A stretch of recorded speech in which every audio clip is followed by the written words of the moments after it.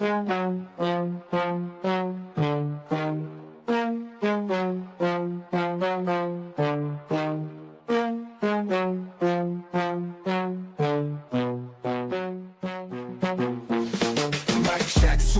the tape is fireproof. Turnbuckle sweet echoes in the soundproof.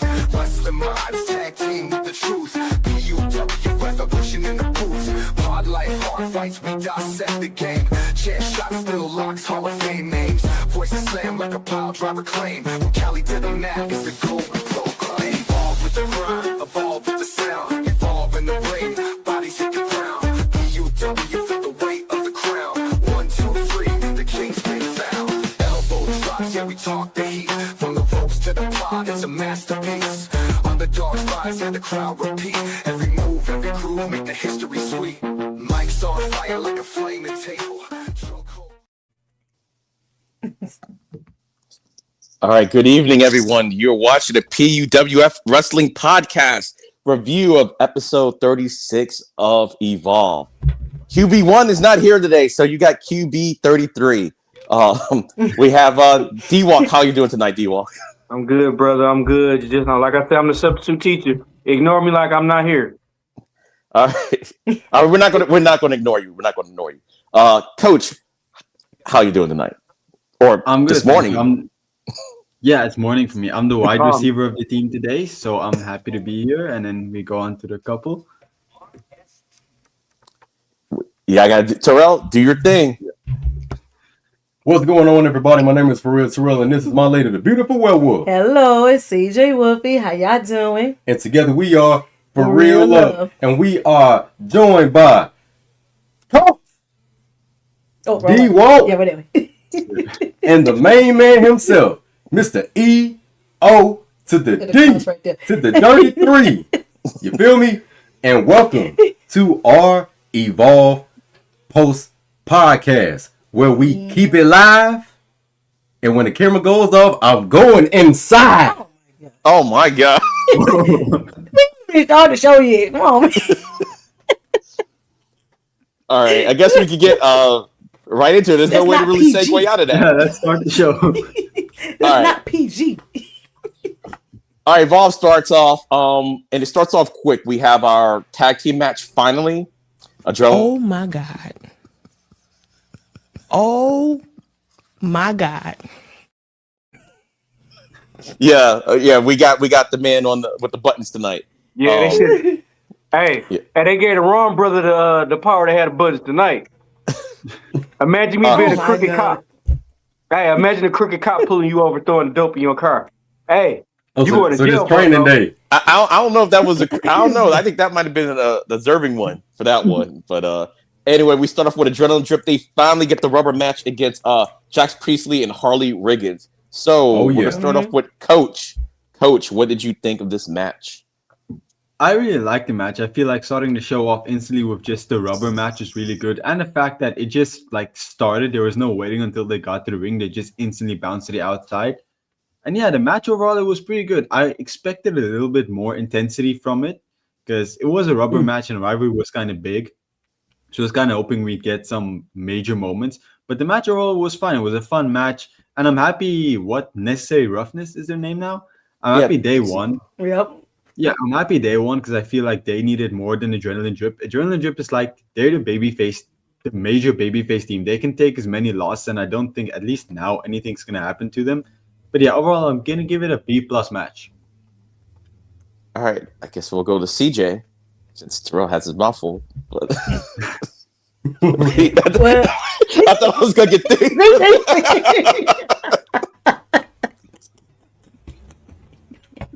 Y'all wild him already. All right, CJ, what did you think of the match? It was all right. It was a pretty good match, but Jack Cartwell kind of threw me off a few parts on this match though, with the moves he did with that move he was about to do in the corner, and he was gonna do a cartwheel into something. Kind of was a letdown with that. Yeah, that was kind of weird. I don't know why he did that. But then and then another part too, which I thought for sure that would got the DQ. Referee looking dead at Cartwheel, and he took his shoe off and hit. Who he hit with? What was his name? Was the brown? What with the brown hair? I forgot his name. I think Jax. That was supposed to be a DQ. Oh. That's what I'm saying. Like, he just hit this man with a shoe. And the referee saw it. So I thought, like, he hit with they ain't say a weapon, but he used it as a weapon. So, But, kind of weird. That was kind of weird, too. But overall, yeah, the match was all right, though.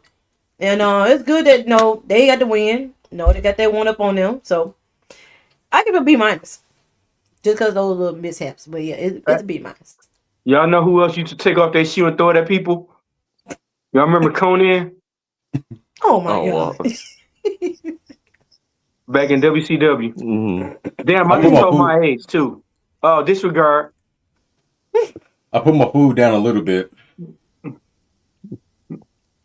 I put my food down because I got some things that I need to discuss with Jack Cartwheel. First of all, Jack Cartwheel, I'm going to give this match an A. This is the reason why I'm going to give it an A. The match was good. Overall, a rivalry match to start the night off was amazing. But let me tell you something about Jackson. What is his name? Jack Cartwheel. Jack Cartwheel, you is a piece of crap for that Luthez press that you did, and then you jumped on him and started frailing like a little girl. Now, I'm not going to say what I said last night because I was pissed. Say it. We on filter, man. Say it. But what I will say is that them windmill punches you did looked very AJ Lee, a.k.a. swinging at the air, a.k.a. you not Naomi, you're not funny, a.k.a. you swinging like a bitch. Damn. Oh. And you wasn't connecting. What type of weekend shit was that? He wasn't connecting those at all. That's crazy. Whoa. I gotta go to church. I bet you Cappuccino Jones was looking at his ass like, what the fuck are you doing swinging on that man like that? What is the Attitude Era of Diva Days? Oh, what you Sable now, huh? You Deborah? Oh, Lord. Whoa. No momentum. None. Then he take the shoe off, which should have been a disqualification. But I'm going to say the end of the match was fair. Yeah. And post-match was fair. So that's why I'm going to give it an A for Get Back. Yeah, they got that man twice. And he got pinned, which was great. The icing on the cake was great. I'm gonna have to go hostility. I'm gonna have to go to church and get baptized after hearing. I'm pissed off at you, Jack Cartwheel, for that stuff. Like, I'm pissed off at you, Jack Cartwheel. Oh my God. I am pissed off at that performance. I'm glad this church down the street open 24 hours. I think I'm about to head down there for a little bit. I'm pissed off at him for that. Lord forgive me, but I'm pissed off at Jack Cartwheel for that. D-Walk, did you watch the show at all? He just made me start drinking again. Don't use that man's excuse. This video you didn't run to the store and go get that bottle because that bottle was already there and prepped. Yeah, bottle's already here and drink. It's already there and gone. Why can't I got the stage on right now? D-Walk, did you watch Evolve last night? I'm just a substitute teacher. I'm just substitute teacher. All right, he's just here to press the buttons and so he doesn't get fined. All right. If you have any other questions, I'm here. I crack my jokes and everything, but hey, this y'all show. All right. So for me, coming into this podcast, I kind of changed my mind on the match itself a little bit because I was thinking, I do think the right team kind of won and everything because like Coach would say, Cappuccino and Jack Cartwheel, they're already kind of over. So they didn't really need the win at all. While these two, they needed it. I like the fact that they had them. It was a competitive match because they're so much bigger than these guys are. But it's like, okay, they got the strength, but they got the agility, the quickness. And like you said, when the match started, the match started before the match started. Like as soon as it was on site, they went and jumped those dudes as soon as they saw them for like maybe like 30 seconds or something. Because it wasn't a very long match and everything, but. They got with him, got him in the ring, bell rung, and they looked impressive. And which one is it? Is the one that looks like not the one that looks like Triple H, the other one that looks like Diesel. Is that? Yeah, he was like really impressive, and AKA he moonlights as Ava's bodyguard on NXT. So yeah, I did catch that and everything. I thought the match was really good. Well, really good for what it was. It was a rubber match. Then, as Coach was saying, I thought there'd be more to it. But the fact that they even had the match, I'm kind of glad because they never really said when we were going to get this rubber match. They just keep every week they're saying, "Oh yeah, we're going to fight them," and we're like, "Well, when?" I thought they were going to actually save it and maybe introduce some tag belts at Gold Rush, but I don't think that's going to happen at this point. Just nothing with tag belts is on the trajectory. Like Gold Rush is in 2 weeks, and we haven't heard a lick of anything, so I don't think that's going to happen this calendar year. But overall, I'll give the match a B for me. I thought it was okay. You guys and ladies, amazing. Make D walk, push the button. All right. So yeah. So that was it. And like I said, Evolve also is a shorter show.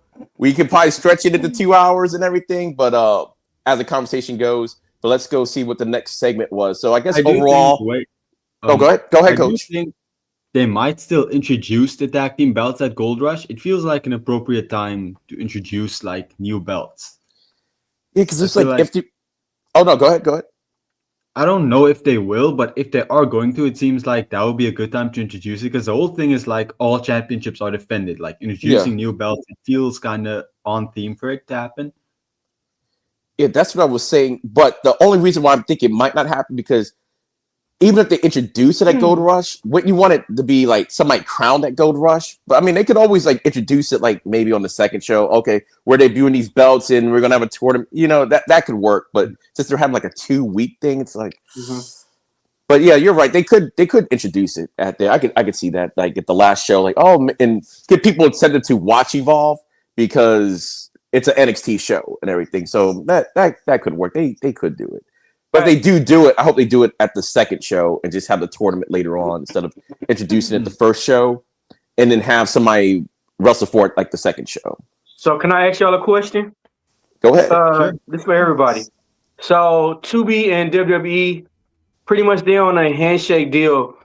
They Evolve don't have no contract on how long it is. It's pretty much whenever they want, they could cancel 2B. Man, they could cancel Evolve and everything. How do y'all feel about that? Well, here's the thing. Like for Coach, it's on YouTube. Like internationally, it's on YouTube. Like in the States, it's on Tubi. Yeah. So they could just always move to Tubi. I mean, move to YouTube. YouTube. Like, yeah. Why not? They're just filming the stuff anyway. They're not making money off of it. No, they're not making money. Yeah. So they can just move to YouTube. All they're gonna do, like at the house shows, they record all the house show stuff to see the crowd reaction, and so they can practice. So I'm like, to me, it's just get eyes on the product, and yeah, even if it's not making any money, you still film it anyway, still distribute it anyway. Get the people, the production people, like how to run stuff like they used to do at Full Sail, because people don't realize that Full Sail, most of the team were students running that whole NXT show. They were actually using a lot of the students that produced the show. So they just moved to YouTube. I think they should have ended up on YouTube instead of Tubi. I think they'd get more. They would have get more views on YouTube instead of Tubi. Well, that's true. I think the Tubi thing mainly, is Fox, and we all know the other promotion out there, AEW. You saw what happened with NWA and the CW network once they got NXT. So they put them immediately on the app, and as soon as NXT was about to start, the last episode of NWA showed up on the app, and it was over. Even though they could have both coexisted, but WWE don't play games like that. I guess. But NWA they on YouTube now. And that's what I'm saying. But they had to deal with the CW. Yeah, but it never went on TV because of the NXT deal. So they kept it on the app until that thing ran its course. Because WWE probably was like, no, we're not having any type of competition. If maybe they had to deal with TNA with NWA, it would have probably been different. But but CW suck anyway. So CW is more of a sports network anyway. So for them, it made sense to get wrestling, and it's on free TV because not everybody's got cable. People think cable's a luxury, people, especially this economy. I'm like, not everybody got cable. So I didn't know CW is a sports network because all I remember from it is all those DC shows back in the day. Yeah, because what happened? Okay, boys and girls, this is one of my little specialties that I like to do is the streaming wars and everything. So basically, they got new owners. The whole CW, as you knew it, is not a thing anymore. They're going more towards live sporting events and everything. So that's why you see all the if you watch the CW commercial, they got NASCAR, volleyball, bull riding, college football, and they have a couple TV shows, but they're not even like the same CW type shows that they used to be and everything. They're more kind of like adultish or whatever. Not like the teen drama type of shows and angst and stuff like that. They don't really have those anymore. They only have it like maybe 2 nights out of the week for the most part, because Fridays you got Penn and Teller on. Because people, it's more for advertising. Advertisers are going to pay for live events because all these other shows you can watch on demand. So that's kind of, what is it, Nexstar and Sinclair? One of them bought the CW from Paramount or whatever had it. It was like a joint venture with Paramount and Warner Brothers, I believe, at one point. But yeah, new regime, new ownership, new whatever, and that's why they got wrestling. So yeah, all because of advertisers. But next, see, we're gonna stretch this out. We're gonna get 2 hours out of this show, out of this 1 hour show. So next thing that happened, there was this little package of Kendall Gray, how she retained her title from last week. I don't know if you have anything to say about that or move on. All right. Yeah. Well, here's one that I think Coach wants to talk about. We had our next match was Hayes Jamison versus PJ Vaza. Oh. And Coach, the LFG guy, like to start. Hey, what did you think about this match? First of all, I said this in my video too that I still haven't uploaded yet. I'm tired of all these people who have been released months ago appearing on NXT. Like, I get we filmed it, or on Evolve, sorry. I get we filmed it so far in advance, but come on, like, I don't want to see Stevie Turner or Hayes Jamison or like Jim Tolonex last week on the show anymore. Like, I like them, they're cool, but I want to see the people that I'm actually going to see in the future compete, because like, this is just, it's a bit irritating to me. And then the match itself, I mean, PJ Vaza looked good. The match was pretty much just a squash match to show her off. And that's fine. I really wish we saw something more, because how do I say this? I feel like they didn't showcase her well enough, because Hayes Jamison got a lot of offense and it didn't feel like a very dominating match as it should have been. But PJ Vaza did look good. I'm excited to see more of her. And yeah, she did very good on LFG. I feel like you guys are going to like her a lot once we actually get to see her like be part of the women's roster. All right. CJ Wolfie, what were your thoughts on PJ Vaza and her match? Yeah, I like how she is. She kind of like remind me of a female Jacob Fatu. If she get pushed up to know she get like do more on skills and stuff, and that's gonna be pretty good.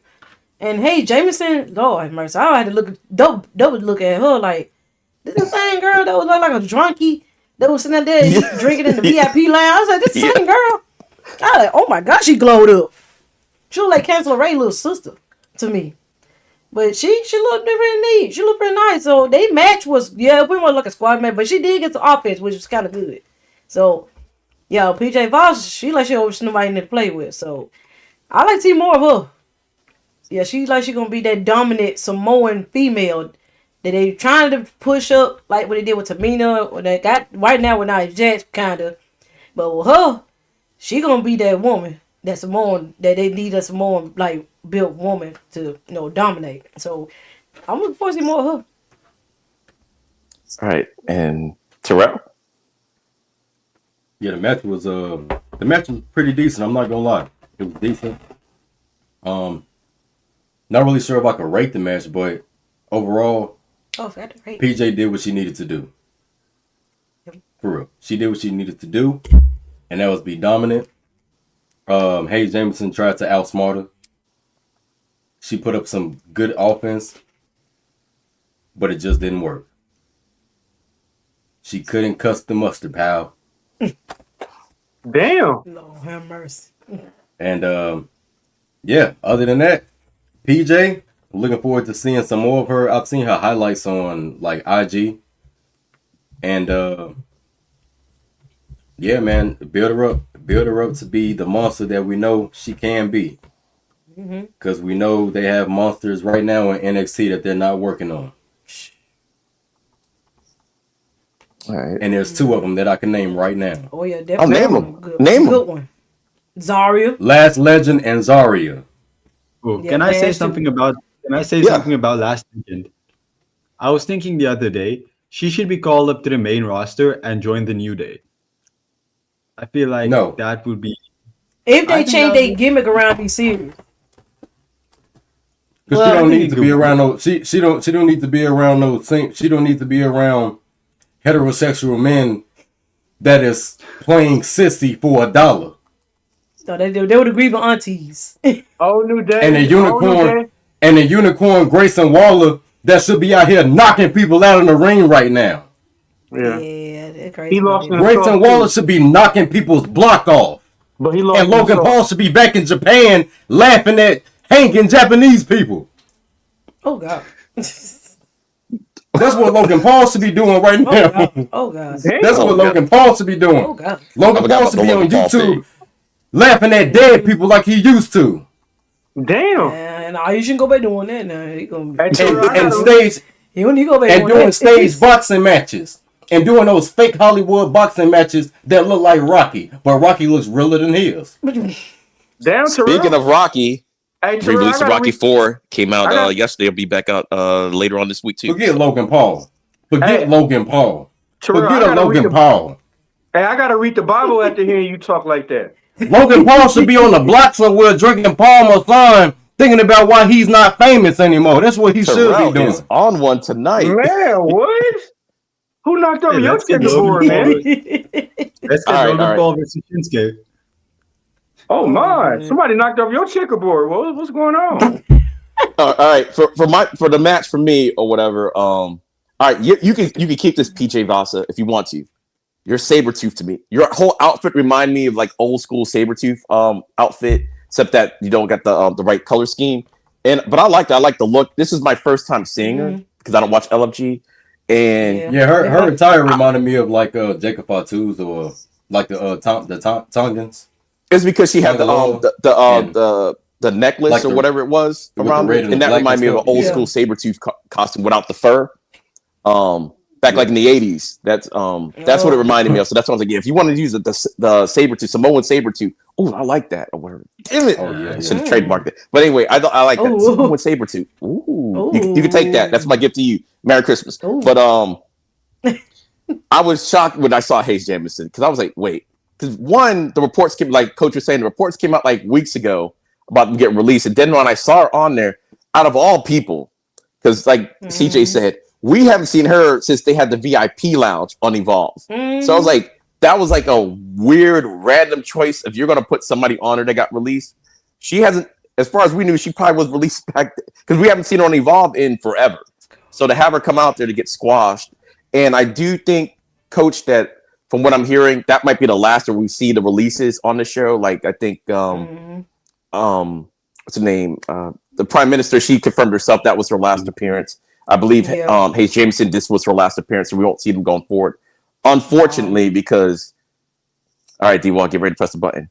Because the interactions with Jackson Drake in the PM was awesome this week. But anyway, PJ, she did what she had to do. Like she looked dominant. She looked like a monster. She looked like a monster. And even the little bit of offense that Hayes Jameson got, to me, felt forced just so it wouldn't be a complete squash match because she was killing this lady. And I was like, oh my God. I haven't seen anybody like kind of just dominate. woman handle somebody like that in like a long time in the WWE. So yeah, I will give it because of the Tiffany debut. Stratton. No, manhandle. Like I don't think it's Tiffany Stratton. Who she manhandle? I mean, she had good matches, but I'm like, she dominated. Did you see Saturday night's main event? Oh, my bad. Jay Cargill. Yeah, Jay Cargill. Yeah, manhandles Tiffany Stratton. That's right. We ain't seen nothing like that in a minute. That's like a Brock Lesnar match. Yeah. Oh my God, but that's the way they should have been booking Jay Cargill anyway. It's like, look, y'all can play by the wrestler skills. Yeah. Book as a monster. I'm like, y'all know how I feel about Goldberg. I'm like, Goldberg wasn't putting no 5-star matches. So I'm like, that's what Last Legend should be doing right now on the main roster. Yeah. They already had Jay Cargill and Last Legend. Whatever they was looking for, they already had it. Yeah, I remember you were saying that before. It's like everything they thought Jade Cargill could have been, Lash Legend is already. But she champion now, so.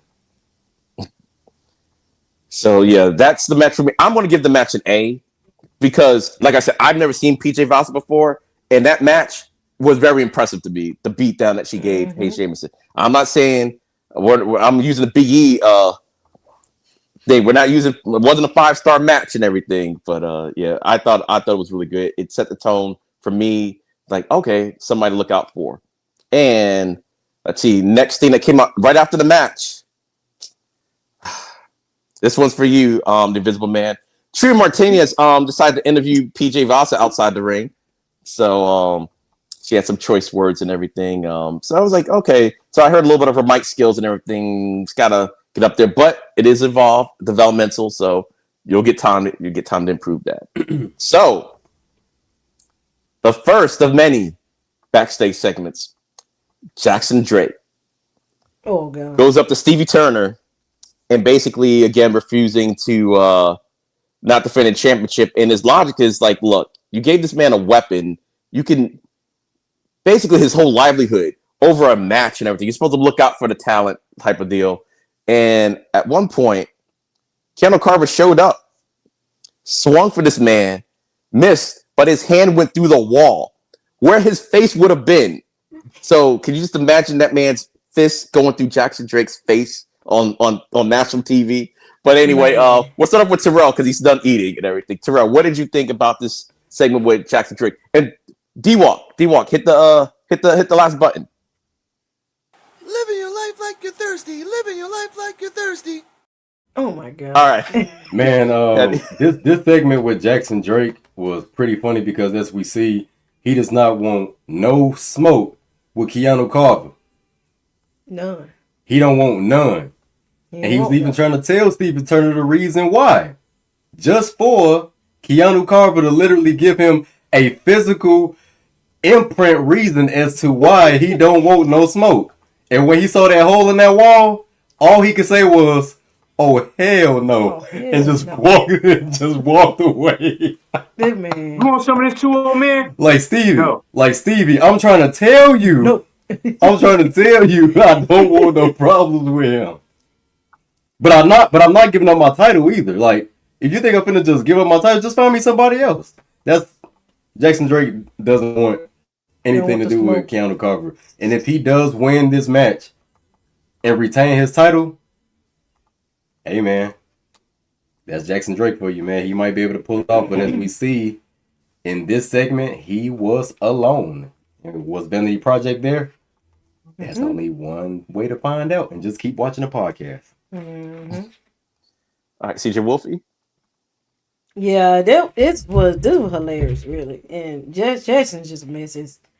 And Keanu just, man, that way he came in, barged in, and just hit that wall was crazy. Like, yeah, that could have like, but he got a weapon in his hand too, so that Dell got more impact when he hit it. That cast, the man, wall, that cast, man. So just imagine if he actually did hit Jackson right there and there. But see, the reason why they don't count it as a weapon is because it's on him. If he take it off, it's a weapon. Yeah. Jack Cartwheel. Dude. He's still on this man.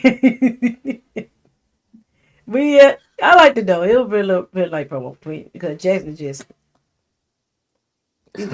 missed. All right, Coach.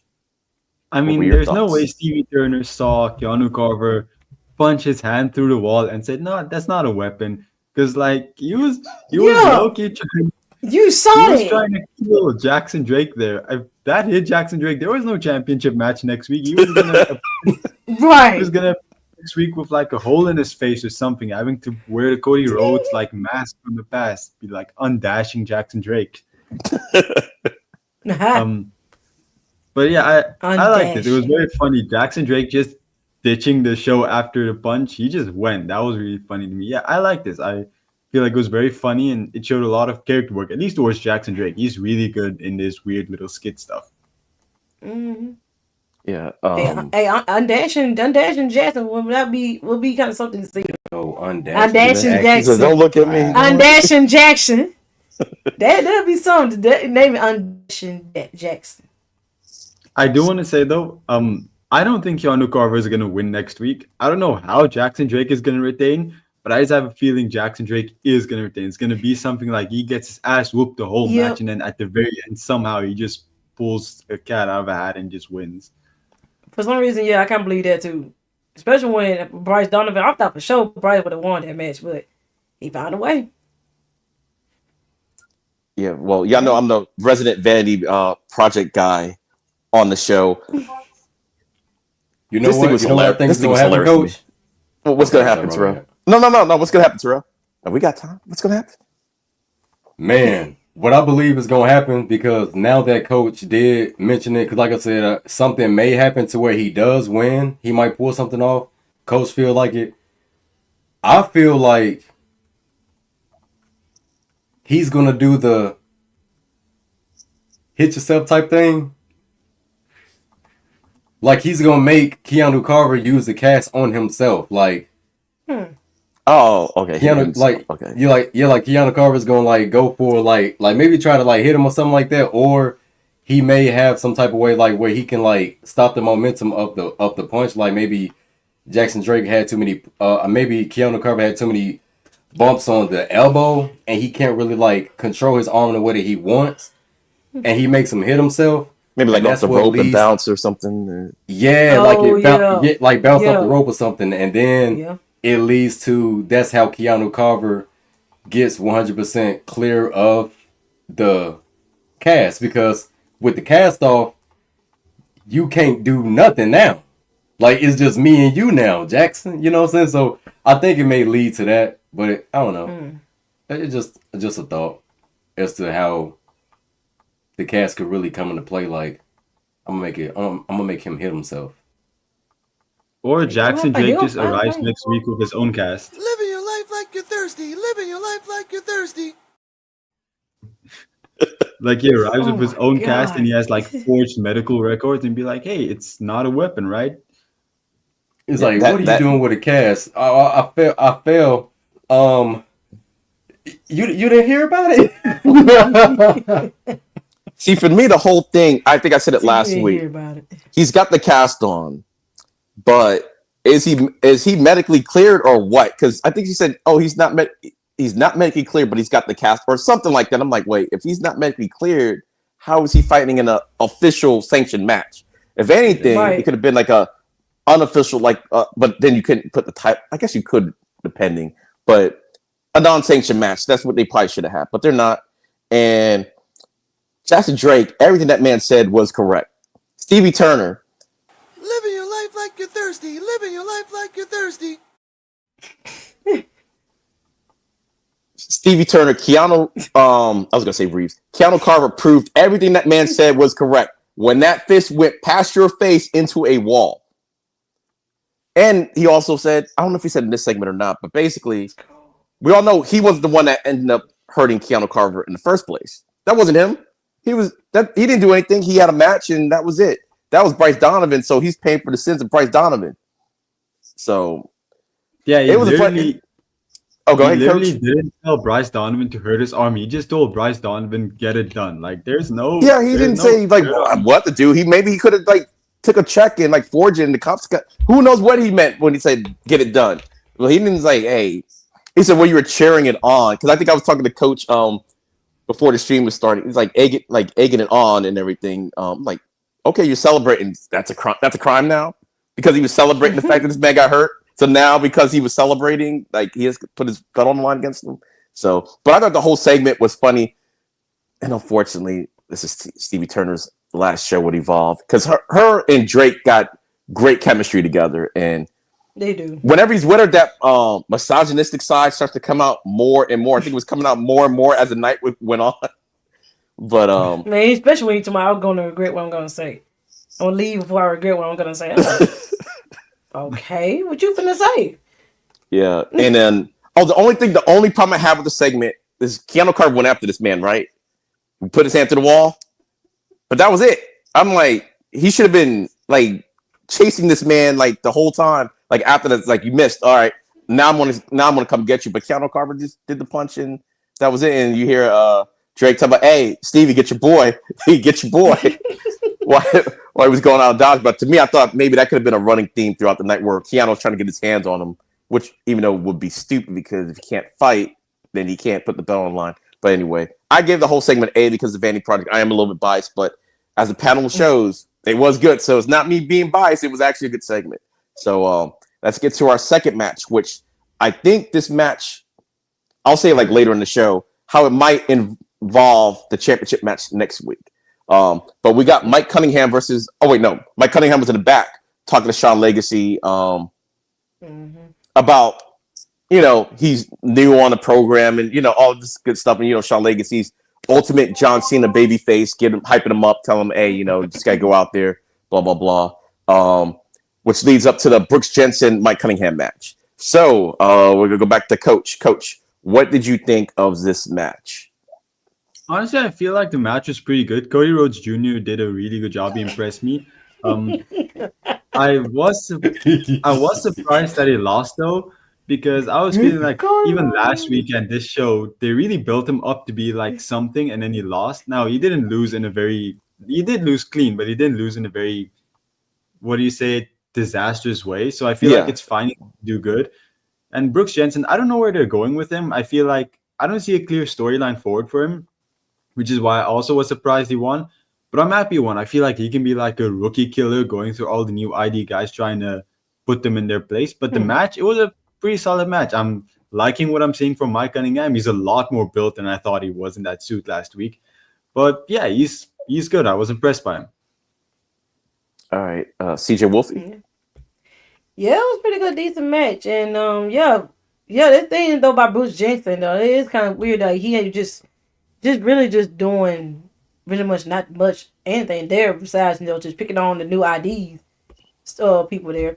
But yeah, that would be something for him to do right there, like doing being a rookie killer. That would be like something for him to start on, something to keep on with it. But the match was it was a pretty good match, and Mike he showed off some moves that he trained on. I say he was pretty good. And he learned under Cody Rhodes, Cody Rahim. But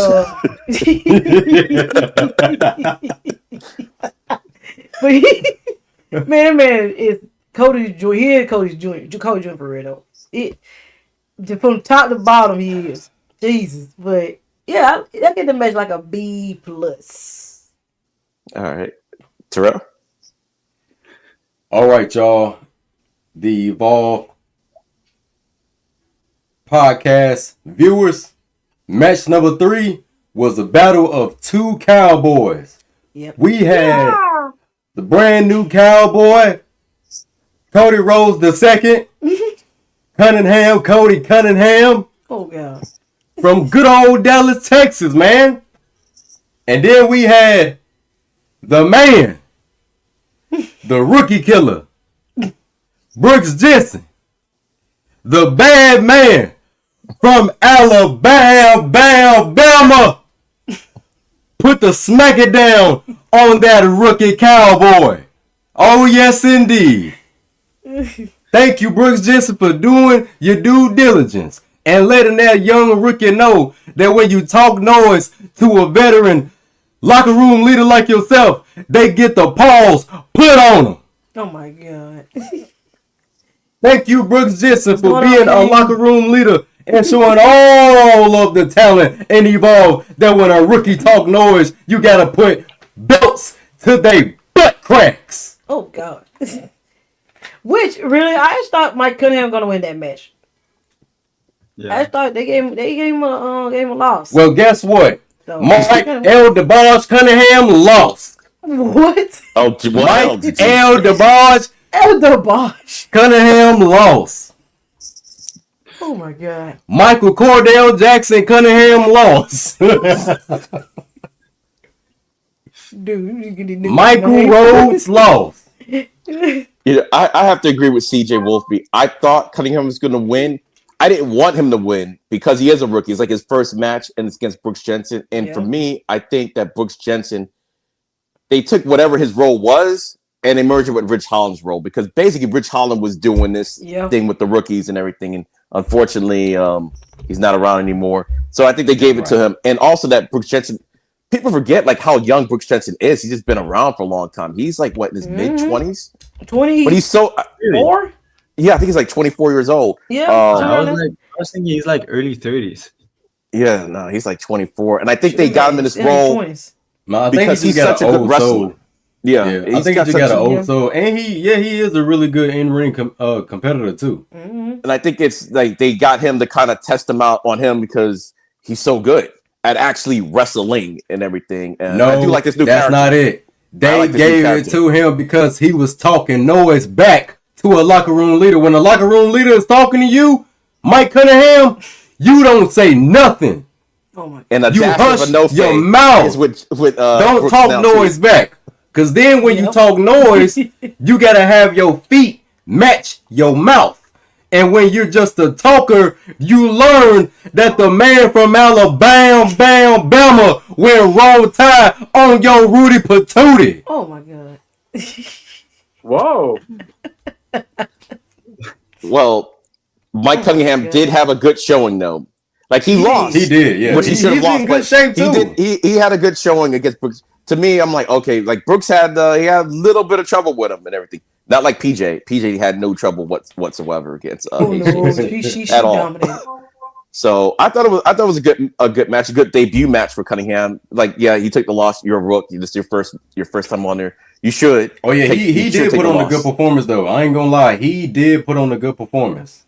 You know what I'm saying? Especially with Cody Rhodes being his teacher, he really showed like I see why he been called up for the ID program. And for those of you that don't watch the Instagram stuff, Vanity Project is actually trying to possibly recruit Mike Cunningham for the Vanity Project. So that's why I'm saying, hey, this match might do something with the match next week. We don't know because it's kind of up in the air if he wants to join or not. Like Ricky Smokes don't like the man at all, but Baylor and Jackson Drake, they like him. So you just watch their Instagram like series on that. So maybe potentially might be some interference and shenanigans. But the more y'all kept talking about it, or the more they keep showing Jackson Drake trying to get out of this match, the more I think, yeah, he's probably going to retain that. He's probably going to retain the belt. They're doing way too much to make it look like he's going to lose that belt. He's going to pull some rabbit out of his hat. But yeah, overall, I gave the match with Cunningham and Brooks Jensen a B. Shout out to Brooks Jensen too, because he posted up the house show that this weekend. I didn't know there was a house show in my area. So thank you for posting that on your social media account. So now I know about it because I had no idea. The house show. Because I'm going to it. So on Saturday. What I want to say is I think with Brooks Jensen, once they're ready to like get him back to NXT, I wouldn't mind seeing him and Josh Briggs team up again. I feel like they're not similar characters, but they've both evolved enough that I think it would be interesting to see them reunite and be a team again. Yeah, kind of like I think they were talking about it on last night on D-Walk's show. Like Carmelo Hayes and Trick Williams, if they go to the main roster, like I was saying, I don't want to see them together at first. Let them do their own thing and then get back together. And Brooks and what's his name? I forgot. Josh, whatever. Josh Briggs. Okay, I don't know why I was gonna say Riggs. I was like, no, that's the other guy, Josh Briggs. They've been apart long enough, and their characters have evolved enough. So when they get back together, they're like kind of new characters, but the same kind of dynamic can happen. And they're both healed right now too, so it would be a good fit if they ever got back together again. And throw Fallon Henley in the mix too, because I thought they made a great trio. Like how they all went heel was crazy. Like Fallon went heel. I was shocked about that because she was the first one I think that went heel, and that was I think shocking. so. Yeah. I think she was the first one. Yeah. So next we had another video package. I believe, according to Twitter, this might be the last video package for Aaron Rourke. So basically, it wasn't really that long. I don't know if anybody want to talk about it too much. It was like more the same from the previous weeks. It was decent to me. Just more about him and everything. So they're really trying to showcase him, and I don't know if that's a good thing or a bad thing. Only because he was teamed with Mazars, and he's being shown like he's a single competitor. The way they're like focusing in on him. So I don't know what's up with the tag team, if they're still a tag team or not. I'm fine seeing them both as singles. I'm fine seeing them both as singles competitors because I feel like they both have a lot more to offer than being just stuck in a tag team together. Yeah. Or they can, like you said, like being stuck in a tag team together, like be single competitors. But and if you need a tag partner, hey, they tag up kind of instead of being an official tag. Yeah, that could work because they're both good individually. But they've done them together a couple times, so okay, that could work. But next, all right, D-Walk. Jackson Drake again shows up to Stevie Turner's office and was like, he was talking about he wanted that man suspended. And why? What, because of the referees from the Succession thing, I guess, or whatever happened with that? I'm like, okay, Jackson, you're kind of Living your life like you're thirsty. Living your life like you're thirsty. He was Shout kind out of to reaching Alex, a little man. bit with it. Yeah. So Shout out to Invisible suspension, Man and Miss Invisible Man. But then that's what Stevie Turner laid down the law. It was, okay, Drake, either you fight this man or you give up your title. And let my man have to really make a life decision or whatever. Like, he had to ponder this. He didn't actually give an answer right away. And what he said, I choose to bite my tongue, is what he said. Like CJ was saying, like, this man's on a whole nother level when it comes to one, you could do this in the Evolve. I don't know if you could do this on the main roster. I don't know, not in today's world. I don't think that's gonna fly anymore. But we'll start off with CJ Wolfie. What did you think of the segment? Part two. It was pretty good. Well, yeah, with him demanding and wanting Keanu Carver to be suspended, he's still trying to get a way out of not defending his belt against him, obviously. But then sitting here trying to badmouth her to my she's a GM, not the prime minister. You are a general manager, not prime minister. Trying to correct her and stuff. I'm like, dude, calm down. Then you're trying to bite my tongue. Like, dude, you just this is crap. Like, but yeah, I was just he just it was pretty alright, pretty little decent promo. Okay. But yeah, that one fly on the main roster. I don't think he's gonna get away with it. Yeah, the misogyny is like out the window. Should we try that with Adam Pearce? Let's try that. Actually, on NXT, try that with Ava. Yeah, Ava. Try that on Ava. And you're gonna see how you're gonna get a reaction to that. But yeah. It'll be decent. All right. Terrell, what were your thoughts? I thought it was pretty funny. I'm not gonna lie. Jackson Drake still trying to find a way out of this whole equation with not wanting to defend his title, not giving an answer, and then she gave him an ultimatum, which was also crazy. For real, gave him something to think about. It's like, you either gonna have the match with him or you gonna relinquish your title. And it's like, whoa, like, for real. Like, I ain't gonna lie, I think my heart dropped when she said that, because I was like, wow, she's really like making it real. Like, because you're not defending your title against the number one contender. You might as well just vacate it. And I was thinking, like, wow, like, if it goes like vacant, like, by him being the number one contender, will he automatically become champion? But no, they're gonna do like some type of tournament to see who's gonna go against. Well, no, the main roster is pretty different, so I'll give them that. But yeah, Jackson Drake had some things to think about. He didn't give her an answer right away, and yet again, Vanity Project was not with them. He was alone again. Well, again, we got no show. That's another detail. That's another detail to look at. Yeah. So will they show up? Continue watching the podcast. It's great though. They ain't seen them none on that night. That whole show, which is kind of weird. Babe, you just gave it away. But no, it's just. Oh no, we no, not necessarily. It's just weird. I'm saying, yeah, it's just weird that they showing up there. Coach. So, I don't know. Oh no, go ahead, CJ. Sorry. Oh no, you. All right, Coach. I'm talking about all the Vanity Project. I do actually enjoy seeing Jackson Drake on his own. I feel like he's actually really entertaining. He reminds me of a young Randy Orton, just with the way he's going about things. Yeah. Yeah. And then you talking about Evolution Randy Orton. Yeah, like when it Yeah. was just legend killing and Mm, being kissing Stephanie McMahon in front of Triple H, all that shit. ooh, he would do that too. I think like I was really scared when they gave the option to relinquish the belt because with how many people have left Evolve recently, I was like, there might be a possibility that Jackson Drake is also leaving, and this is just their way of writing him off. I'm happy it doesn't look like it's that way, but I also wish they Oh didn't Lord. reveal anything. Okay, I'm not going to talk about it yet. I wish they kind of kept it so like next week maybe he just doesn't arrive for the championship match or something like that. I feel like that would have been entertaining. But yeah, even though he's a dick, he's probably the most right about any champion in WWE right now because like Keanu Carver isn't a safe opponent to fight. Like he's gonna kill you somehow. Like Jackson Drake, where are you? You supposed to be defending your title tonight. And then he called in via satellite. Oh, hey, I have stomach virus. And I've been on the toilet all day. No, they're gonna have to do text. Hey, Evolve's budget's not. They don't have a budget for satellites. Aha. You're gonna have to do a FaceTime.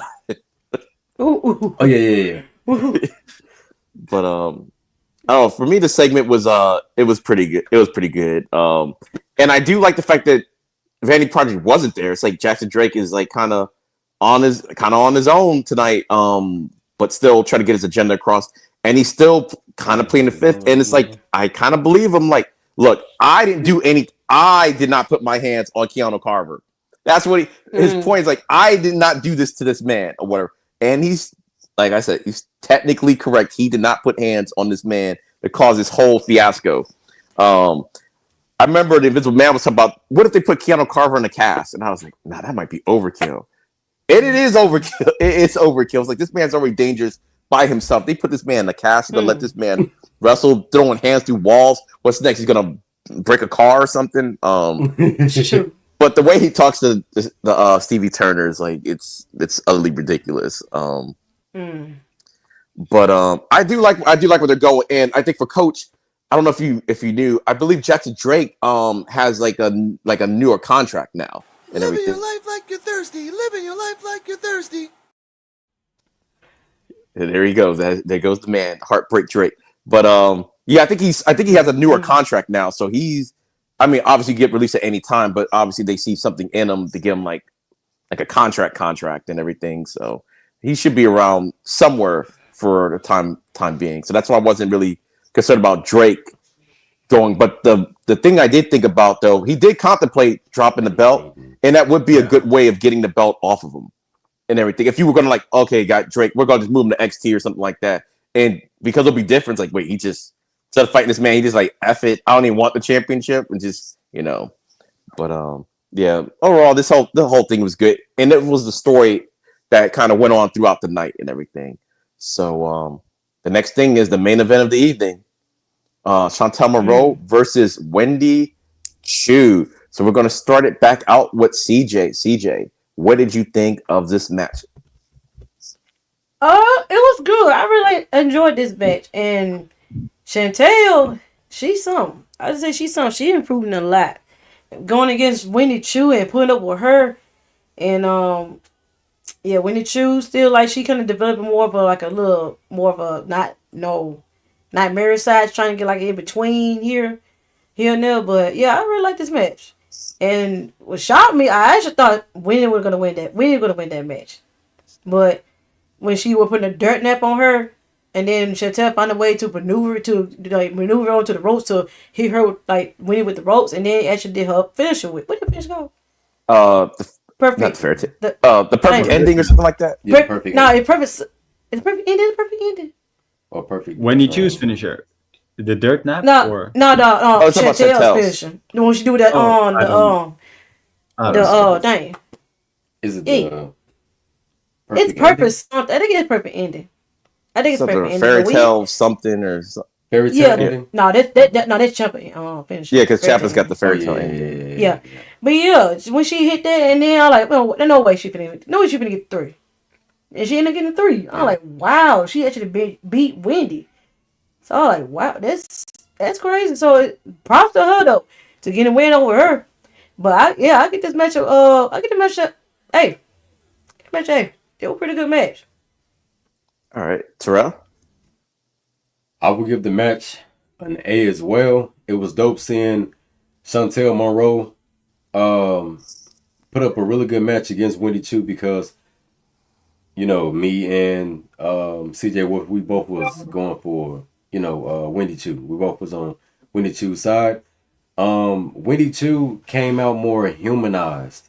Yeah. Like she slowly. Yeah, versus to, like the Sleepy Time is like, is new. We knew who she was, the Sleepy Time. You know what I'm saying? As the Beautiful Nightmare. We knew who she was, you know what I'm saying?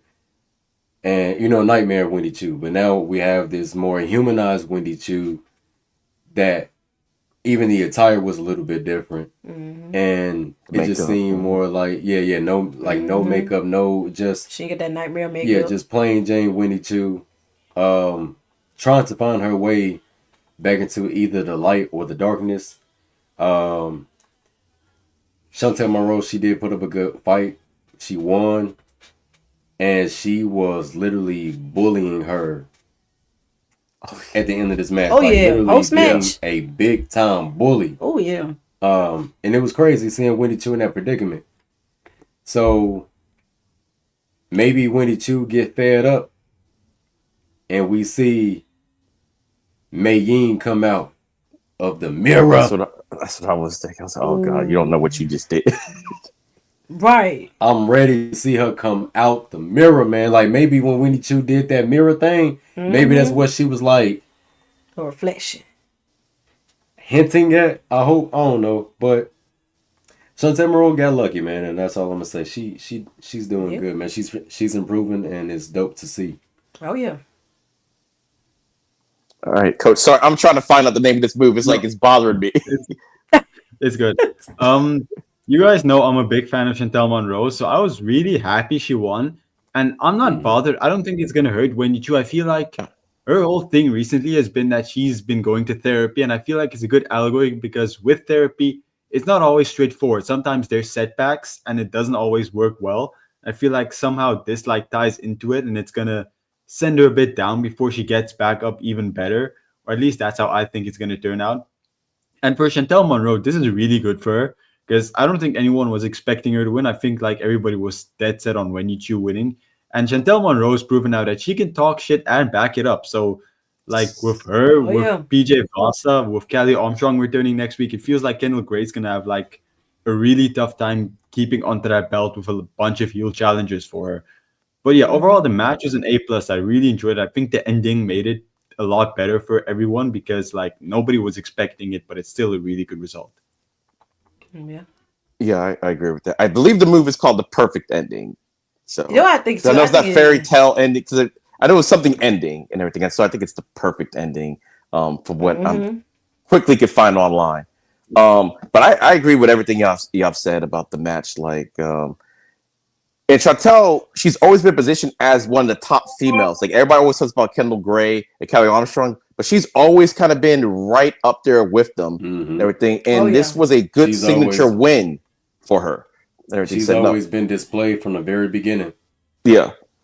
And now she could say, oh, I beat Wendy Chu clean on her resume. Oh, yeah. Like actually NXT person, the person that everybody was scared to fight at most points of Evolve. So now she's got that on her. So now she's gonna be like, you're gonna be sick of me now because she's gonna be insufferable now. But I was a little bit afraid when the trash talking at the end. I'm like, to Terrell's point, are we going to see her turn? Wendy Chu turn into the ultimate? To me, that's like the Hulk's Hulk. If she turned into her, because this lady was just taking people out by their throats on NXT back in the day. Like larger people, and she just grab them by the throat, and that'll be it. So, I don't know where they're going to go with Wendy Chu. It's still interesting to me. But yeah, the match itself was really good. Chantel has definitely like improved even more, even though she was already good before. But I thought this was a good showcase for Chantel and Wendy Chu. Like y'all were saying, she's Wendy Chu. She doesn't need the win, so we did more for Chantel with the win. And at the end of the day, it is Evolve, and everything. It is more for the developmentals than the established people. So now you have this might be her John Cena moment with Kurt Angle or something like that. It's like, oh, she could always at the end of the day, 12 years from now, I beat Wendy Chu. You know, you never know. It could be one of those, maybe. I don't know. But yeah, I give the whole match an A for a showcase, and but that's not over for the show though, because I gotta hit the button one more time.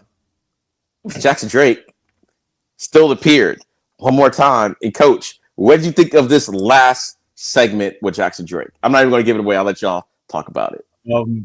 I was really afraid because when the promo started, he was like holding the belt up like this, almost like he was going to give it up.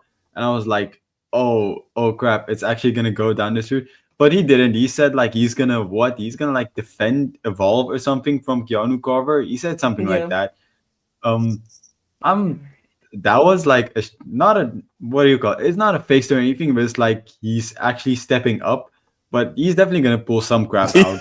He's not gonna just straight up be a good guy now and face Keanu Carver. He's gonna like appear with like 10 bodyguards or something. But yeah, it was fun. I'm excited for this match. Like honestly, I feel like it's one of the better main event world championship storylines going on right now, just because like all the layers and how interesting it is. So definitely excited for this match out of everything. All right. Terrell? Yeah. I am definitely looking forward to this match. Jackson Drake, the Carolina Reaper, is the Evolve champion, and he will be defending against Keanu Carver. My heart just ripped in two because I don't know who's going to win. I love them both. But guess what, though? We'll just have to find out on the next episode of Evolve. Wait, so like you can do a drum on Z90. All right, CJ, what did you think of this last segment? Yeah, I'm interested in it, and I'm interested in this match next week.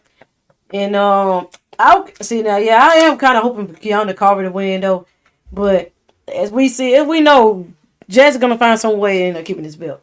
But when he was saying about defending the Evolve from him, like he's saying you want to have a monster like that run around havoc around Evolve your show with the title, so be it. Like if I couldn't do it, that's mess on your hands. So like okay, so they don't tell him he might, you don't know, but I'm interested. So I'm interested in the match this week. But my prediction, Jackson Drake ain't no winning. Yeah, for me, the promo was good. I was like, I know he didn't turn face, but that was a good face promo that he gave. I'm like, I know he didn't turn face, but that was a good promo. He's like, I'm gonna have to put this man down. I'm like, all right, Jackson Drake, you're okay. Got a little heroic. And it's gonna be Stevie Turner's fault. The only thing that I kind of hate about it, well, because we got time, because we're gonna start talking about next week's show, kind of from what we know about it. Mm-hmm. It's the fact that this is Stevie Turner's last show. We're not gonna get the payoff of whatever happens next week on Evolve, unless she was lying. That's a possibility too, and everything. But and maybe this wasn't her last appearance, maybe. But usually they've been pretty consistent with when their last appearance they've been kind of consistent. Like, okay, yeah, this is my last show, so you don't think anything else. But I feel like the storyline is already there for her to be written off. Like she gave Jackson Drake a match when she shouldn't have. That's like a real health concern. They can just write her off and say, nah, she's fired because she literally put her people's lives at risk. Like Jackson Drake's life is actually at risk with Garvey. It's like, and then they should just have Robert Stone be the new PM and you can just brag about taking it from Stevie Turner. Well, we know Stevie Turner did blame him for this whole fiasco in the first place of getting released. I know it was you, Stone. You had something to do with this, but I agree with that. And people forget he is part of the Vanity Project. The Vanity Project has money, and Lawyers. Remember way back when they used their money to get out of some matches, like way back, like in the first 5 episodes or something like that. So it could have been like. That's what leads me to think that Jackson Drake is going to retain somehow, some way, and then after that, be like, okay, due to the gross incompetence of Stevie Turner, they have to get her removed, and whether you have a search for a new GM or whatever the case may be, or have some interims, like almost like auditioning for the role until you can find one. If y'all want to go that route, make a story out of it, I think that'll be fine too. I do. I don't want to say I don't want to really see any interference because what's Harlem Lewis doing? Is he still in Japan or is he back now? Because I mean, we never did finish that story. Like, yeah, they kind of it makes sense now knowing that he was on LG season 2. Why they had them fight in the tournament and he lost to him because they were going to put him on LFG season 2. So it makes sense now. But back then, they looked like they were going to be the ones that was going to fight for the championship. Harlem Lewis and Keanu Carver. And we had the one match between them, and that was it. Yeah, what do you guys think? What's going to happen next week? Oh, it is next week that the championship is. It's not at Gold Rush, as far as we know. It's next week. You never know; they might do some shenanigans and push it back a week. Who knows? But as far as we know, right now the match is happening next week, not at Gold Rush in 2 weeks. So, Terrell and CJ, what do y'all think about this whole fiasco? This whole thing? Who y'all want to win? Who y'all think's gonna win? How you think it's gonna happen? Yeah, it can be some many type of ways. Really, I'll say Jackson Drake can make up a type of ways of winning because he have in the last few defenses he had, and yeah, like you said before, that they have money to buy, like still like they rich, like they can probably find some way of anyway of trying to keep this man his belt.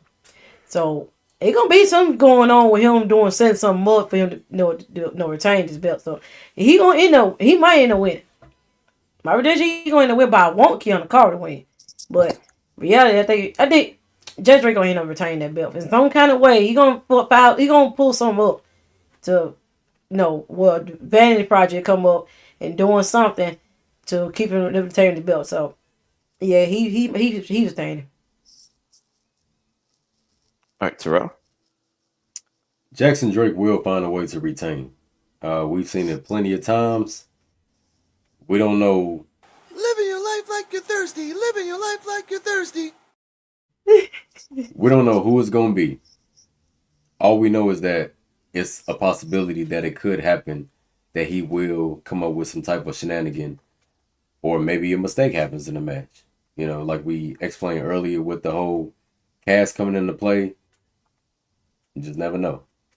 Just never really know what could happen, but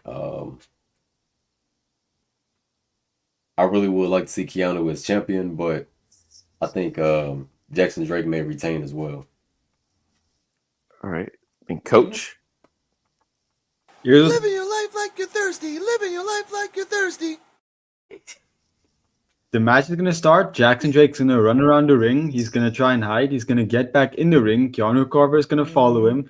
He's going to try and kick Keanu Carver. Nothing's going to happen. Keanu Carver is going to hit him one time with the cast. 1, 2, 3. And then Keanu Carver is your new Evolve Men's Champion.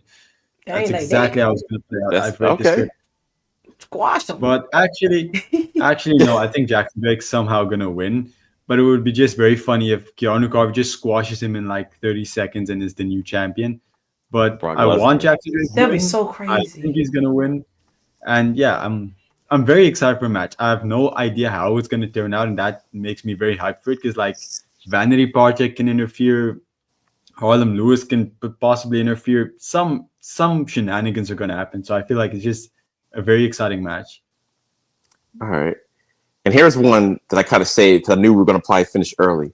They did announce that Callie Armstrong will be back on the show next week.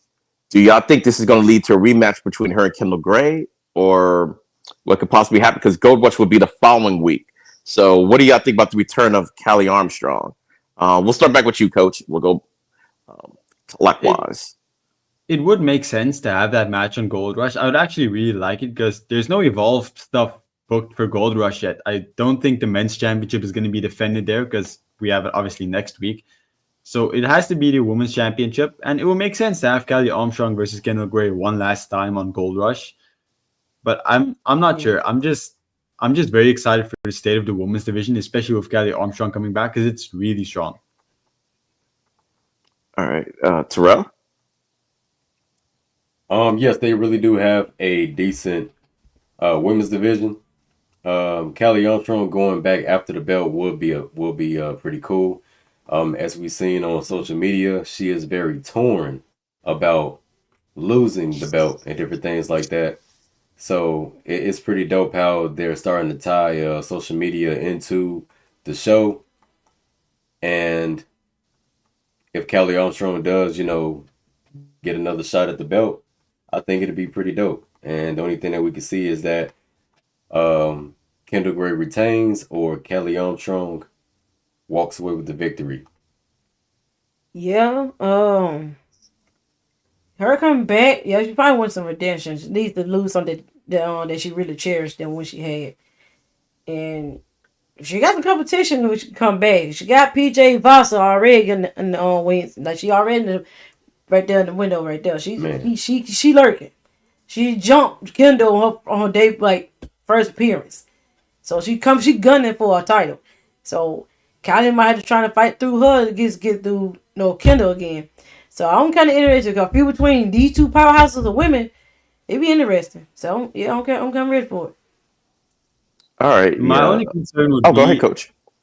Is go ahead. is it good to have Kelly Armstrong lose so quickly in advance to Kendall Gray? Because obviously Kendall Gray is strong, but you still want to keep Kelly Armstrong looking like a monster, and two big losses back to back might hurt her a bit. Yeah.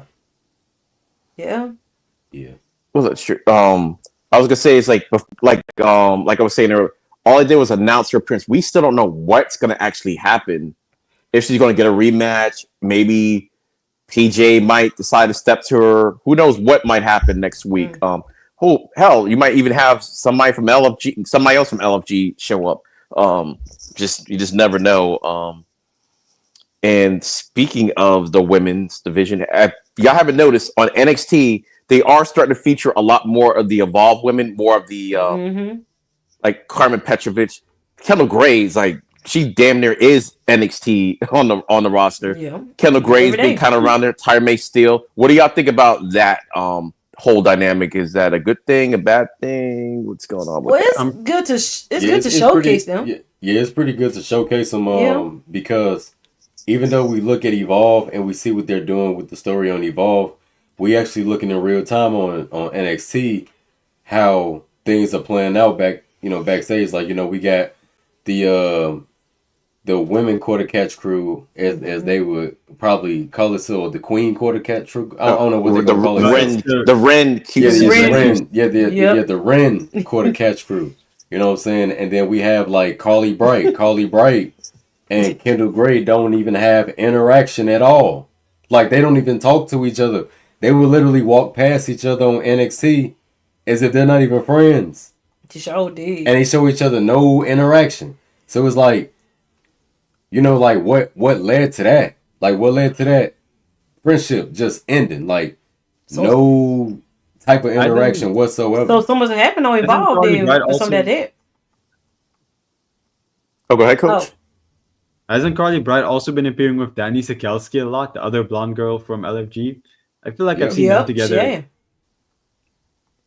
a lot like that on NXT. What's up there? And I feel like Carly Bright would be perfect in the Ren QCC because like it's not like she can't be in it. It would make perfect sense for her to also be in it. So I don't get why she's not.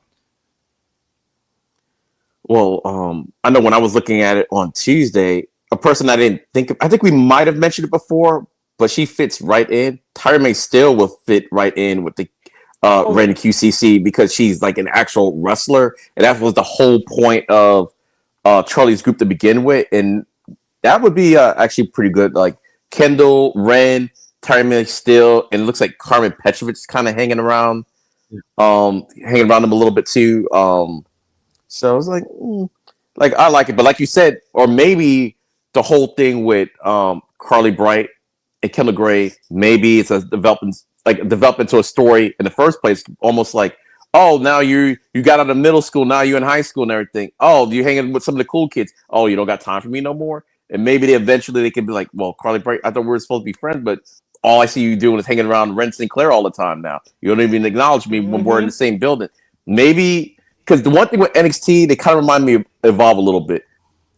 Nothing or before this whole shakeup, they would do stuff and it wasn't by chance and everything. It would be like deliberately something would happen that will play off a little bit later on down the road. So maybe this whole thing, like if you're watching Evolve and you're featured on there a lot, it's like, well, we all know that's supposed to be your friend. They don't even talk to each other. The people that watch NXT and not Evolve, they won't get it. But the people that watch Evolve will be like, hey, that's kind of weird. And then maybe you could build a storyline up into that. Like, oh, like you don't got time for me no more. Or a jealousy factor. So who knows? But I do like the fact that they are showing it because it's still developmental. And I like the fact that they are on the lower totem pole on NXT. Like Tyra May still, she's great and everything, but she should have lost to Kalani, the Knockouts champion. She had a good showing, but you're a rook. Rookies shouldn't be beating champions like first time out and everything. Build them up and then get the crowd also used to them also because, like they said, a lot of people that watch the main roster don't watch NXT. Conversely, people that watch NXT sometimes don't watch Evolve. So you got to get them used to the character, in my opinion. So I'm thinking, these newbies shouldn't be winning anything against established people right now. Maybe in about 6 months, it'll be a little bit different. But I do like it. I like the fact they're showing it. Yeah, go ahead, Coach. Back to the original question, I do like how many Evolve wrestlers appear on NXT because it's still technically it's NXT Junior. It's basically what Level Up used to be, just better. Yeah. So it makes total sense that they're all still on NXT. They're all still developing in the Performance Center and all that. So it makes sense, and it's just cool to see how they interact because I feel like a lot of them are on par with the NXT women, at least talent-wise. So it doesn't even feel out of place to have them there. Yeah. Oh, conversely, we see that a lot with the women. We really don't see that with the men at all. At all. Like, we had Jackson Drake and Vandy Project come up a little bit. But Sean Legacy's there every now and again. Oh, Sean Legacy's there every now and again. It seems like those are the guys. That's why when Bryce got released, I was kind of surprised because the way his character was going. But at the end of the day, I was like, yeah, with Vandy Project, they would always have the three of them come up without Bryce. And I was like, thought it was weird. But I'm like, okay, that makes sense. They're a tag team and Drake is the leader, even though the way Ricky Saints beat them was Bryce was never really that into the group either. He was always like an outsider of the group. Yeah, just the fact that I thought if they're going to bring them all up, you bring them all up. I was like, oh, they weren't. Those are and at the end of the day, if they ever did bring them up, they still got that relationship with Ethan Page. So you just never know. They can get called up and be his lackeys or whatever. Yes, even Jackson Drake, you too. You could be a lackey. You'll just be the head lackey and everything. That's this lackey. Yeah. But I hope they do the same thing with the men a little bit because the one thing with NXT, it's always kind of been a little problem. The women are usually on fire. They churn them out like it's like industry, like they're on a conveyor belt or something. Like the women, they're gonna replenish them. The men right now, we're still on NXT. We still don't really have defined divisions, and if we do, there's not a lot of people in a division. You should still have people just around, even if you're not doing anything. Right now, seems like there's only a few men on the NXT roster. What it looks like. Even though we know we got about 150 people in the back or 120 something people in the back not doing anything. So, but I do like the women. It's a lot more difficult with the men because who do you call up and how do you use them? You can't call Keanu Carver up because he needs. Oh no! I don't mean up to the main. Oh, you talking about Keanu Carver? Sorry, NXT. My bad. Yeah, NXT. We got NWO in this joint. Oh, Kane to destroy. NWO in this joint. What's up with a bit? Hey, what's going on, everybody? Yeah, how do you? If you bring up Keanu Carver, how do you use him without making him look weak? And then same with a guy like Tate Wilder. You don't want to stop his momentum. It doesn't matter that much for the women because they're booked relatively strong. But the men's division is already so thin on NXT that you can't afford to showcase the Evolve men at the cost of your NXT roster. Yeah. Well, I guess what I meant was more because, they have all these people in the back. Like some of them not even on Evolve and everything. Like sometimes just throw somebody in there and see what happens. Like I don't even know who's all in the back. It's just that I just think NXT needs to do something with the men's division. Like they do. And the fact that it's still kind of a backlog because I can kind of see why Trick Williams is still there. There's no one to really take his spot. Really, I'm like, so you kind of have to keep him there because there's no one who's going to feud with Ricky Saints right now and stuff. I guess. So that's the problem. Like, yeah. So the best villain that they got right now for Ricky Saints is Trick Williams. Do y'all see the performance that Trick Williams is giving us right now? Yeah, that's what I'm That saying. man He is- should be on the that main. man- He should be on the main roster. That man but, is doggone Right. training day. but you can't get rid. You need him. That on, man you is a need him menace on to on society. NXT still. Yeah. this Like who man's else? crazy. Who else gonna be? Yeah, who else gonna step up? It ain't Ricky. That's the problem. And where's Oba? That like where is he? Don't jinx. Do not jinx Oba. I don't want to see him back on NXT. I want to see him on the main roster. Like I don't want main roster. Yeah, I don't want to see Oba until He Royal on main Rumble. roster. Yeah, Yes, Royal Royal Rumble. I don't Yeah, want to see. Yes, yes. I don't want to see Obafemi until Royal Rumble, and he needs to be in the Royal Rumble, or he needs to be the United States Champion or just Open debut. Challenge. Yep. Yeah, I would love. One or two. That is it. That's cute. Who the They U.S. should build champion a is who? WrestleMania match for Um, Ilya and Ilya. Oba against each other. Yeah, Ilya Dragunov's the U.S. Ooh. champion right now. Obafemi. Oh my God, that would be a great good match. WrestleMania Imagine match, this. honestly. That'd be crazy. That'd be crazy. Obafemi a heel, and he come in and take the belt from Ilya Dragunov. Oh, that's a match. Yeah. Oh god, Obafemi as a heel dream match. takes the belt off of. He don't even gotta be a heel. He's a fan favorite anyway. He isn't even. He's a heel. I think tweener. He's very neutral. He's He- just he's a Yeah, tweener. he's Yeah, kinda yeah. neutral. I wanna He's be- a He's kinda tweener. neutral. Yeah, he a I tweener. want to be a heel though. Obafemi should be a heel. He don't I have to think he should be. just be Obafemi. He's like What if Stone. He's like Yeah. Stone Cold. Stone Stone Cold. Cold don't. Stone Cold could be a heel or a face. We don't know Yeah. what move he gonna be in today. Yeah, he's All we yeah, know is that he Oba- gonna talk some noise and he gonna back it up. You Yeah, don't know if Oba he gonna still shake cuts your hand? those huge promos, those heel promos, but even he gets cheered. It's just it's like a very nuance between Oba. It's like Yeah. just depending on who he's going against because he didn't change anything. The only thing he might make a joke here and now too, or here and again. That's the only real thing he really did change. He's still the man. Yeah. He's still calling out people talking about, oh, I need a challenge and blah blah blah. And he said, you may think this is yours. Like the thing he told Trick, that was Yeah. cold as hell. Yeah, Said, that was the only cold. reason Oh, yeah. whoop that Trick era was because I allowed it. And I'm like, man, I Right. believe you. That was It's crazy, like, man. I Like, believe yeah, you. doing like that. I still think Obafemi shouldn't have not lost to Ricky Stank. Yeah, and Well, guess what? Ricky Saints is champion, and you just gonna have to deal with it because if he didn't win, we wouldn't have this And that- Trick Williams being a menace to We could've. society, And we still got putting a Saints steel down. pipe in But the we stomach could've. of this fool. Hey, but What? we could He have. took that Saints has and he Trick went- and Oba now, so that's on his resume. Okay, hear me out. Hear me out. Hear me out. speaking Okay, He that's it. took right that there. pipe and All right, went all six right, D-Walk. Ow. All right, hold on. All right, D-Walk, go D-Walk. Oh no, I was saying, hear me out. Let's say this: Obafemi ain't had to lose to Ricky Saint. Let's say Obafemi I'm sick of this, and throw the bill down like I'm going to the main roster. Now you start a tournament, and then the end of the tournament, you got Ricky Saint versus Trick Williams. Then you have Ricky Stank win, and then that's when you keep going from Ricky Stank to Trick Williams. This is the thing that I would never understand. See, we crap on each other because we can't see one of ours be champion and be happy. No, we gotta crap on this man. Let me tell you something. Ricky Oh, Saints God. is champion, whether you like it or you don't. Be happy. Well, let me tell you something. Be happy. Because when they take it away from us, that's it. When they take it away from us, it's done. And then we're going to go back to complaining on how we don't get representation again. Damn.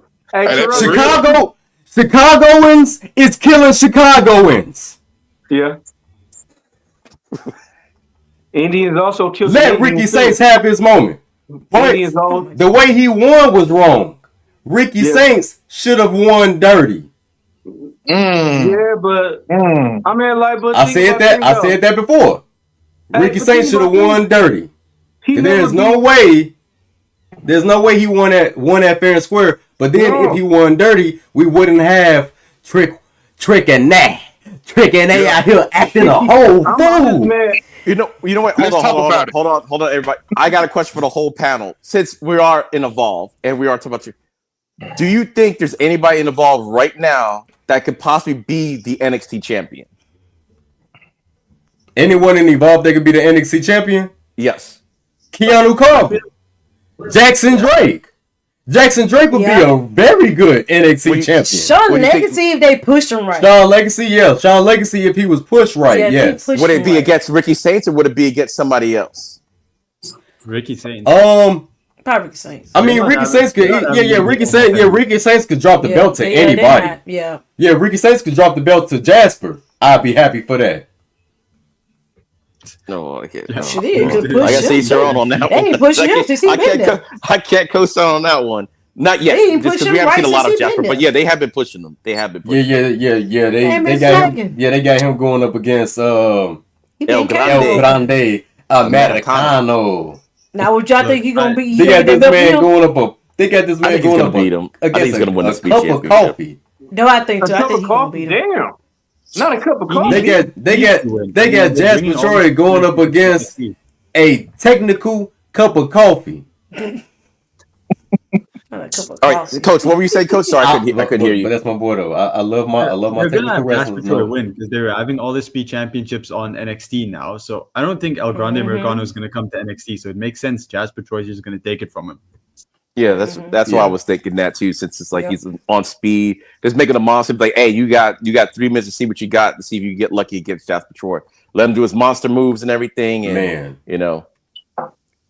call it a day for that. Javon Evans should have been the one to beat Obafemi, though. I'm just gonna say that. No. Oh God. Oh my God. You started from. Oh man, I'm about to flip the furniture around now. D-Walk cannot stand Evans. The reason why I agree with you, I agree with that. No, I do agree with it though. He should have been the one to take the belt off of Oba so that Ricky Saints could turn heel and go after him. I just think they had more of a story between Evans and Oba, like him get close because really, when you really look at it, Evans they was beefing. Was the closest to beating Oba every time they come. He's the one that would lay him out. It's like, say what you will about his size or whatever, but out of everybody on the entire roster, Evans was always the closest of getting Oba. So the storyline was kind of there for him to win him. Yeah. So. Well, guess what? That's why Oba did what he did to. That's why Oba did what he did to Javon in that match, because when he threw up through that in his mind, he kept thinking like, bro, this little nigga. Oh man, my bad. This little nigga right here, he's always been the closest one to trying to take me out. I got to get rid of him. But who beat him though? He a problem. The only person who beat him was Tony D'Angelo. I don't count the Ricky Stank though, because like I said, to me, Obafemi should have threw down a bill. I beat everybody. That could have been something new. That could have been a storyline. That could have been when you start bringing up new wrestlers. If you'd have started a tournament and everything, because Obafemi would have threw down a bill. Like I said, look at this. Every wrestler is in their 40s and up. Yeah. When is they gonna start bringing up new wrestlers in their 20s? Giving them a chance. They do. They don't. Need to start. Mm-hmm. I just think that Ricky Saints being NXT champion didn't do anything for him. I feel like I still look at him the same as I did before he was champ. It's not like him being NXT champ does anything different to me. Oh, I see that. I can see that. Maybe because I know I've followed him for a while. He was at AEW. Yeah, you're right. Like him being champion, because he was always look. He was gonna be the guy on NXT anyway. So it's like, yeah, it's like a lateral move. Like he's a champion, so he's like officially the guy. But yeah, it's like I still kind of view him the same way. It's not like, oh, when Trick won the belt or whatever, when Obi won the belt, Saints won the belt. He's a champion, but he doesn't feel like any more important than he already was before, I guess. Okay, but yeah. The thing about Ricky Saints having the belt, it has the Cody Rhodes feel to it. It's like he won, but do people really care that he did? Probably not. Yeah. Probably not. Because it wasn't a sensational feel. Like, oh my God, Trick just won. Ethan Page just came in and just won. Oh dang!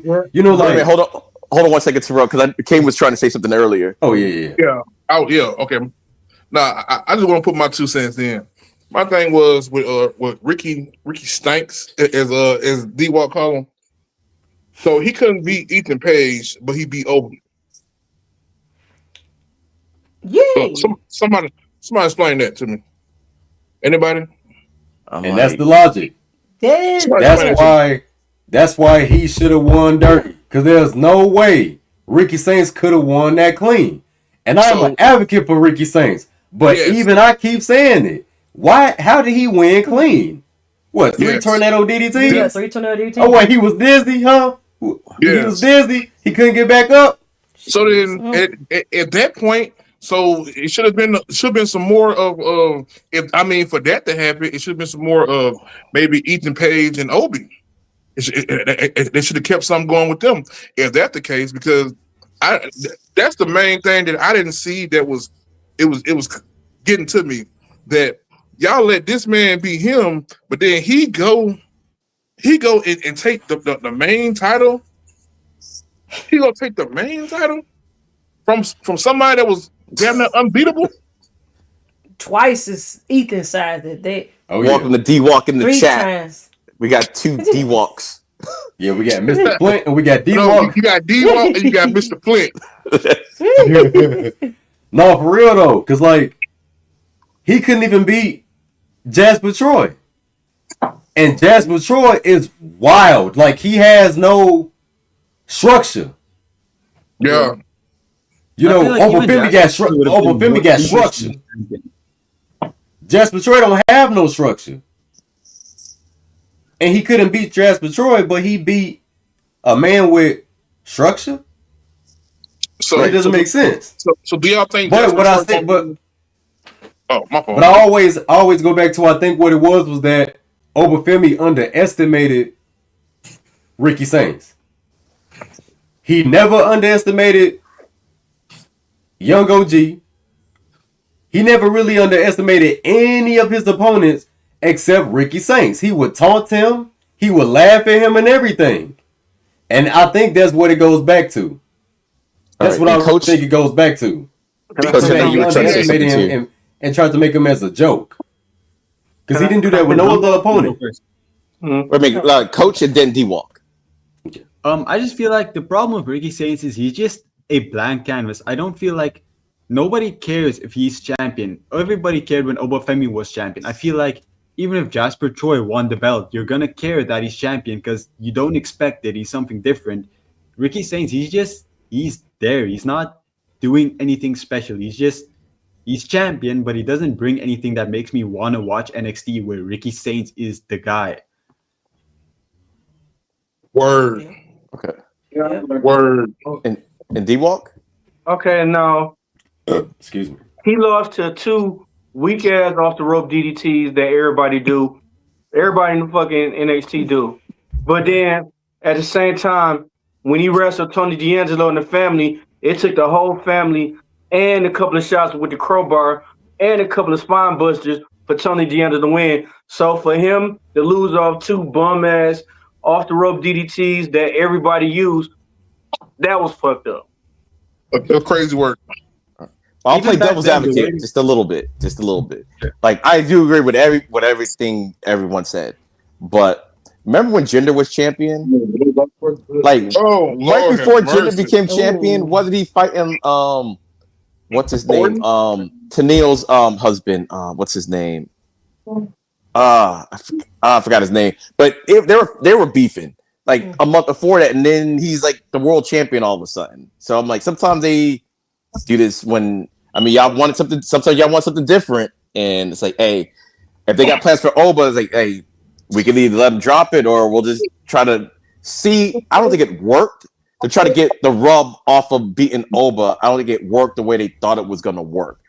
I think, like in hindsight, they probably should have just dropped the belt. But I mean, he does have on his resume now. He beat Oba. He's beaten Trick. So, but I don't think the excitement that they thought was going to happen happened. That's all. Back to what D-Walk said. Champion. Oh, go ahead. My bad, bro. The whole way they booked Tony D'Angelo to beat Obafemi was really good because Tony D'Angelo lost multiple times before. And then he needed the whole family to take the championship off of him. Ricky Saints just did it. It didn't feel like Obafemi is this indestructible force that he overcame. It kind of felt like he was just beating a guy that was bigger than him. And that's not how it should be. Yeah. Yeah, I agree with that. But like I said, he ain't beat Ethan Page though. Like you ain't the man until you beat the man that beat you. Exactly. How Ric Flair said, you got to beat the man to beat a man. You gotta beat him. I'm trying to, no, I get what y'all said, but I'm trying to think. They must have done stuff like this before, where it just didn't seem like it made sense. Like, wait, he couldn't beat this person, but all of a sudden now you're like ahead of that person now somehow. And it's like, but you can't. So I'm trying to think, when has this happened? I can't think in like recent memory because Roman Reigns had the belt for like 4 years, so I can't. It's hard to think what was going on the main roster. Okay, so- prime example, but it wasn't the belt. Okay. Stone Cold and The Rock. It wasn't. They didn't have no belts, but Stone Cold was beating The Rock as what 4 times before the Rock finally won one. Okay. No, normally they had this stuff about WrestleMania, where the Rock didn't get a decisive win at WrestleMania against Stone Cold. No, until like what year? Like a few years ago, when they finally had their last match, where he finally just put it. Yeah. But they were feuded since for the IC belt. Like they had like years of like a feud going on. Yeah, they did. And then you remember one time Stone Cold actually gave the IC belt to The Rock. Yeah, because he didn't want the piece of crap. Dude, the river. That was so funny. That was crazy. Yeah, Stone Cold and The Rock feuds was the best. Like even when they did the sing along. Remember when Stone Cold and The Rock did the sing along? Mm-hmm. Yeah. He said, "Hey, Stone Cold did like this, but The Rock did like this." He said, "Don't touch me.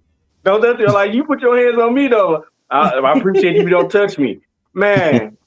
They made every segment, every time they wrestled, like, and it was dope. It was genuine, like back in the day, because they was beefing for years, and it was still interesting. Like they still like, what the fuck gonna happen this week? What's gonna happen this week? What's gonna happen this week between Stone Cold and The Rock? It was always interesting, but now shit's still as hell. You can't even have one like for a week, bro. Exactly. Actually, like, look at what they're doing right now on the main roster. We got Jey Uso literally helping CM Punk right now to go against the Vision. After being beaten by him Saturday. No, man, like, I'll let him suffer. Find you some partners. Like this. Before you used to have forever feuds. And I think in Evolve, you could actually start doing that. The Harlem Lewis Keanu Carver thing, that could follow them. They could run parallel, whatever belt they go for. North American title. Somehow it ends up the two of them. NXT title. Somehow US title. Somehow they end up fighting each other throughout the years, like Rock and Triple H, Rock and Austin. They used to have just feuds that you just have. And because they have the storyline behind it, you could just instant feud or whatever. Hey, I don't like you. I don't like you. You're in my way, blah, blah, blah. And I think they could do that. If they start doing that with Evolve now, just putting that work in. And I think Keanu and Jackson Drake, way they're going with it right now, it can always be like Keanu just keeps getting in my way or whatever, or vice versa. Jackson Drake just finds a way to slip out of my fingers, even though I am the bigger, the stronger guy. And they just, establish it and Evolve and move them up. Just somehow that'll be your guy, your forever feud. No matter where you go. Living your life like you're thirsty. Living your life like you're thirsty. Oh my god. I'm sorry. Hey, I'm only following instructions. Invisible Man said every time you say Jackson Drake, I push the button. And stuff like that can happen. Too bad Kylie Ray isn't there anymore, because I thought they could have done something similar with that too, the way she was like feuding with certain people. But I feel like Kylie Ray is gonna come back eventually. Eventually, I hope so. She wasn't fired. Her contract only expired because she was pregnant. I feel like if she wasn't, they would have just re-signed her. Yeah, I think that too. They just don't want to pay her while she's pregnant. Yeah, I'm like, that was kind of a dirty move, because back in the day they would have just, all right, you're on whatever, they would consider it maternity leave type of deal. But they just let her go. Oh, go ahead, D-Wall. Speaking of that, don't y'all got one more subject to talk about? Rich Holland. Oh, I guess. Oh yeah, I guess we can talk about Rich Holland. Yeah, he is involved, and now officially. I pour fire in the gas. I pour gasoline in the fire. All right, guys. Let me set it up. All right, officially now, Rich Holland is no longer with the company. Originally, his contract was supposed to end sometime mid-November, where he would still get paid, but maybe 2 weeks because he's left. been doing these tweets, they decided they just ended the last couple of weeks of his paycheck, so he's no longer he's getting no money for the WWE. He is still going to get his medical taken care of, but money wise, the mortgage, the kids, all that stuff. That's no more. That's finito. Kane, what do you think about it? He Let's started go. a GoFund too. Go ahead, Coach. What were you gonna say? He I just read started a earlier too. He GoFund started a too. GoFundMe. Okay. I didn't know that. Yep. I didn't know that. Yep. Kane, Chelsea what are your Green- thoughts on it? Oh. No, go ahead, CJ. Go Oh ahead. yeah, he did have GoFundMe, and Chelsea Green and Nick Jackson, they donated some on there. Oh, okay, that's good. Yeah, I didn't know about that. Well, you got to do what you got to do because he cannot. Oh, and this is the other thing, because he's injured, he cannot wrestle for at least 7 months. And it's like if you're an accountant, you get fired at your job, then what you go do? You find another job to be an accountant. He's a wrestler. He can't wrestle for 7 months, so he can't make a living doing what he does. That's his profession. He's a professional wrestler. He wrestles. So since Kane was a guest, since he jumped in, that's why I was like, let Kane go ahead and give your thoughts first, and then we'll go clockwise. We'll go Kane, D-Walk, Coach, Terrell, and CJ. Okay. Well, sound like bro, I'm gonna have to get that OnlyFans shit started. Oh my god. Hey, that was sound like you want to get that OnlyFans shit started. You know what I'm saying? I don't really agree with how they did, bro. Despite of, you know what I'm saying? How people, Oh my God. Oh my God. look, how the fuck I get Hey, you want another one? I'll give you another one. hold on, how the fuck I just said how it was. You gonna get another one? I do it again. Hey, this finger been working out good today, man. I've been itching to push the button on somebody. And guess what? That damn finger crooked as hell too. But you might press another goddamn button. Anyway. Oh my god. Anyway. You know what? Look at you, delayed ass shit. Yeah, go ahead, Kane. Go ahead. Motherfucker. They're gonna take you 2 minutes, goddamn. Press it. I wanna know what Dynamite.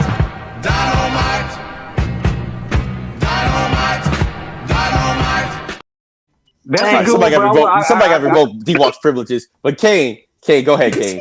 Because we got 20 minutes, about 20 minutes left. Hey, be honest though, bro.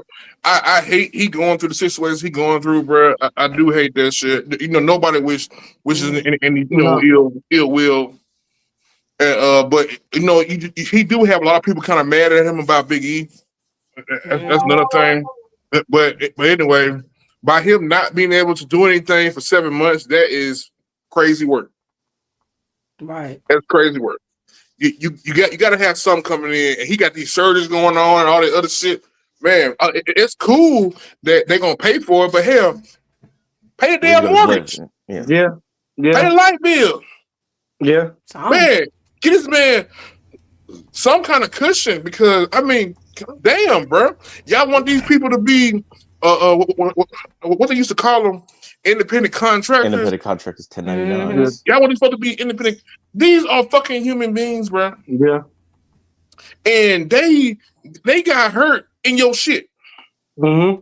In your shit. So you can't at least get this man a couple months of fucking hell. Okay, it ain't gotta be 7 months, maybe 3 months of a little bit of leeway where he ain't gotta worry about his surgery, he ain't gotta worry about this, and he can still feed his family. Come on, bro. Yeah.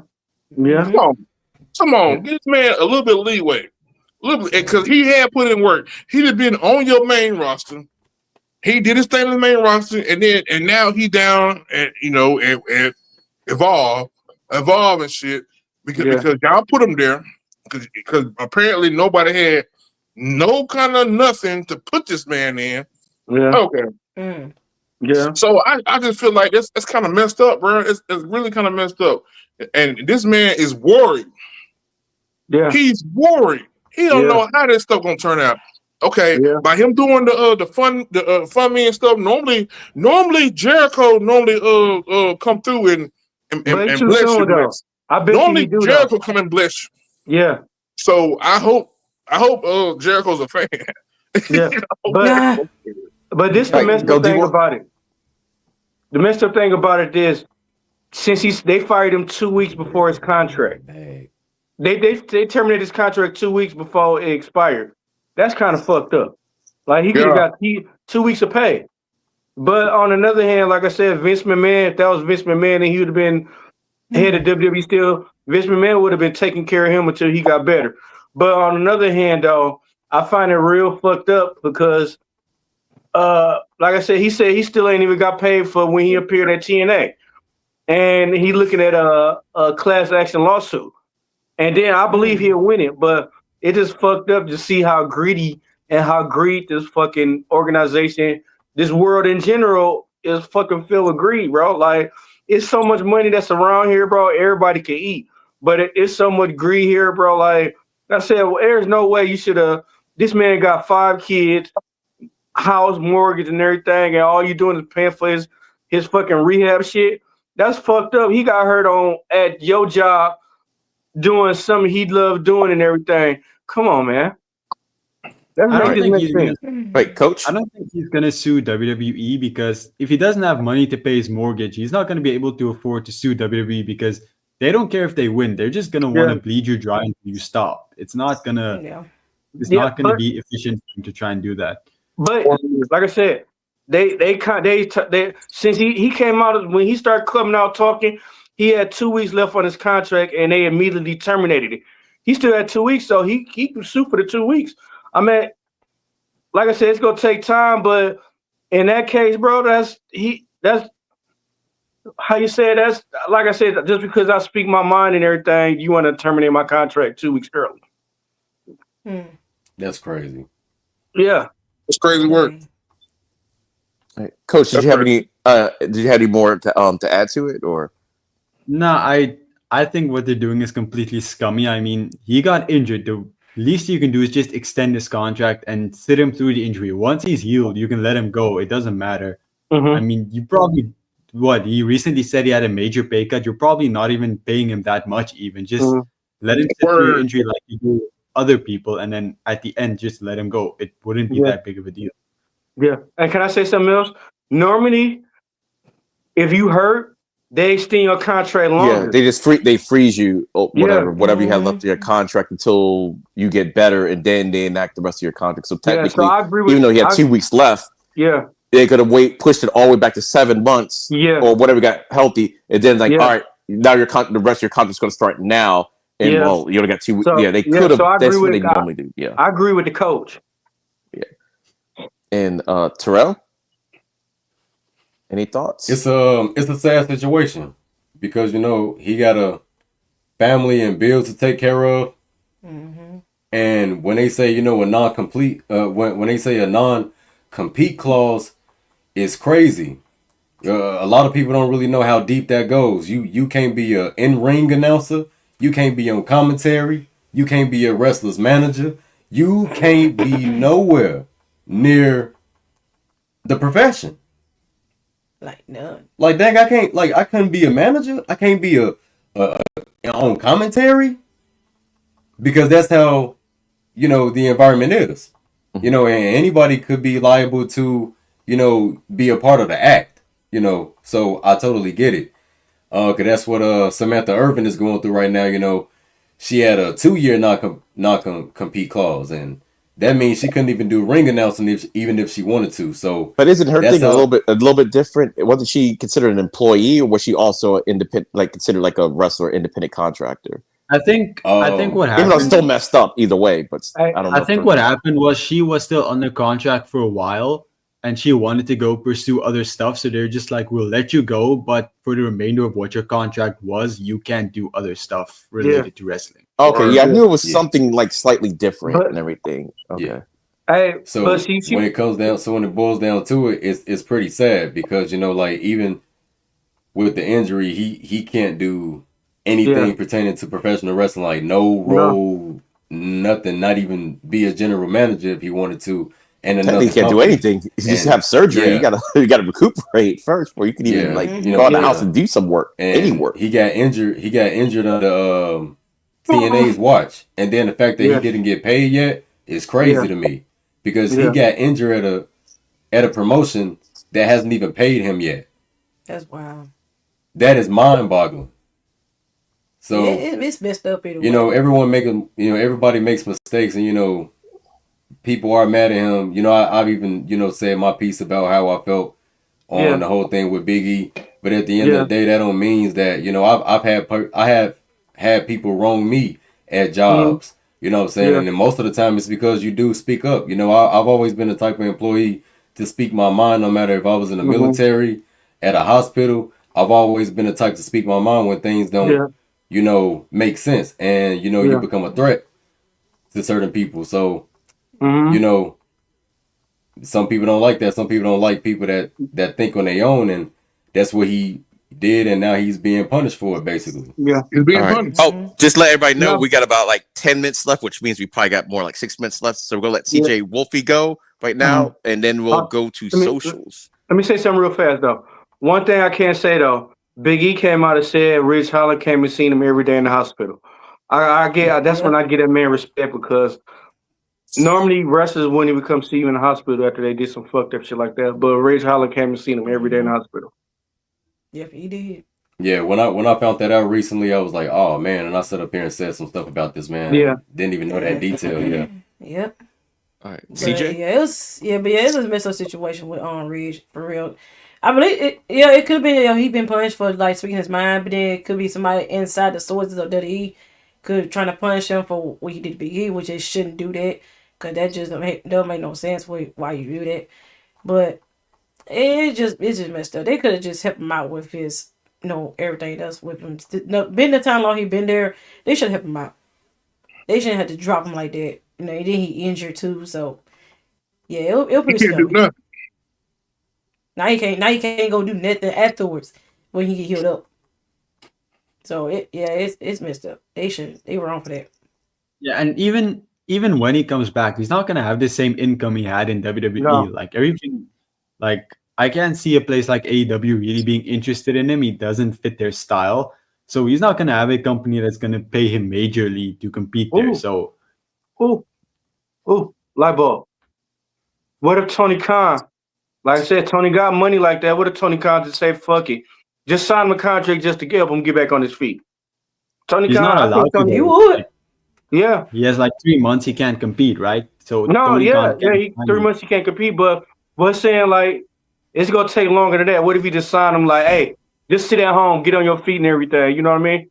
Oh, like more of a PR move and everything. Like, hey, we take care of. Like, could happen. Yeah, so Yeah, like after his 3 months is up, basically saying like, they'll give him a contract even though they know he can't physically compete, but just to have some money in his pocket for medical expenses that probably been missed. And okay. Yeah. Catch up on his bills, like, man, that'd be dope. Like, and then like I said, I can see it like that because AEW don't like WWE. Yeah. Oh, y'all trying, because they already Someone been, Ring of Honor, I guess. Like when he comes back mean, and something like that. because they're already, WWE already trying to be petty and keep them from getting TV deals and everything. Oh, we gonna take our wrestlers then, because AEW already killing WWE right now. While that would be nice, I feel like it's kind of dangerous because then that sets a precedent for it to happen with everyone else. Because what if someone else then gets injured and then released? It's going to be expected that Tony Khan has to do it again because he did it once. But Ridge worked it though. I mean, like I said, he's struggling. This man's struggling.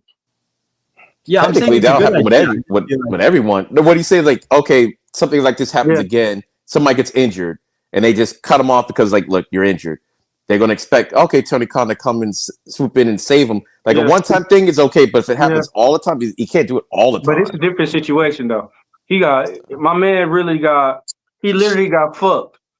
Oh no, that's what I'm saying. I'm like the same thing. Like the way WWE's doing stuff like right now with this stuff, you just never know. Like this might not be a one-off thing. This might be the norm going forward for these releases. You just don't know. They never did this before. So no, they never. And Samantha Third Irving, she don't fucking need WWE. Have y'all seen her? Have y'all seen that she damn near her on her OnlyFans? All right, guys. On that note and everything, we're almost out of time. So we're gonna go around and let everybody know their socials. Coach, we're gonna go with you first. We're gonna go clockwise.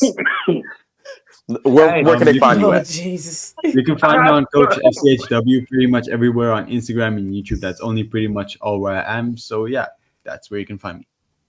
Hey, All I right. got the power tonight. We could mess around, be on this jump for All 4 more hours. right, Terrell, let everybody know all of your socials.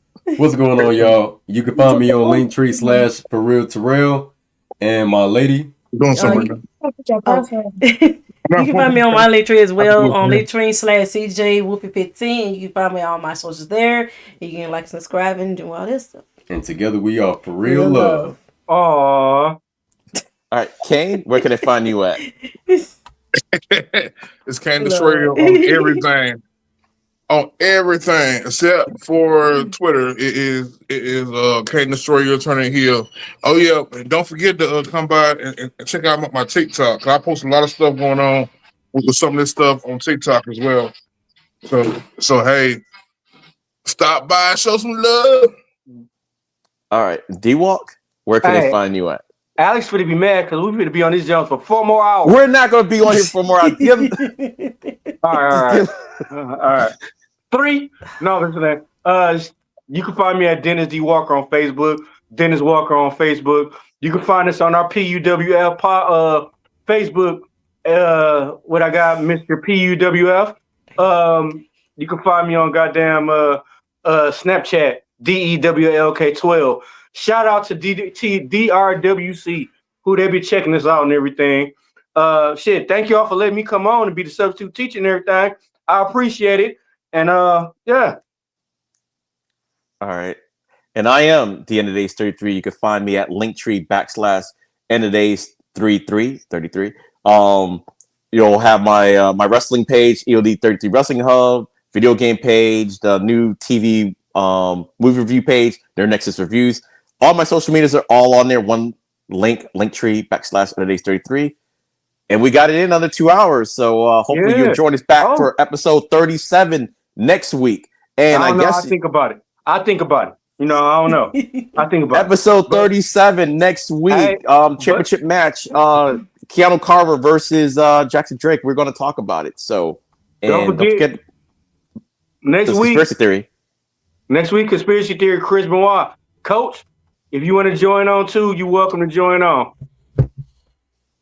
Part 1 of Chris Benoit conspiracy theory on Conspiracy Corner. All right, and there you have it. All right, guys, have a good night. See y'all next time. And D-Walk, take us out. No, we ain't going nowhere. We 3 hours. Hey, baby. take us out. Put some respect on Chris Benoit's name. Oh my. Thanks for watching, and remember, like, subscribe, comment, leave your thoughts down below, and all links are in the description.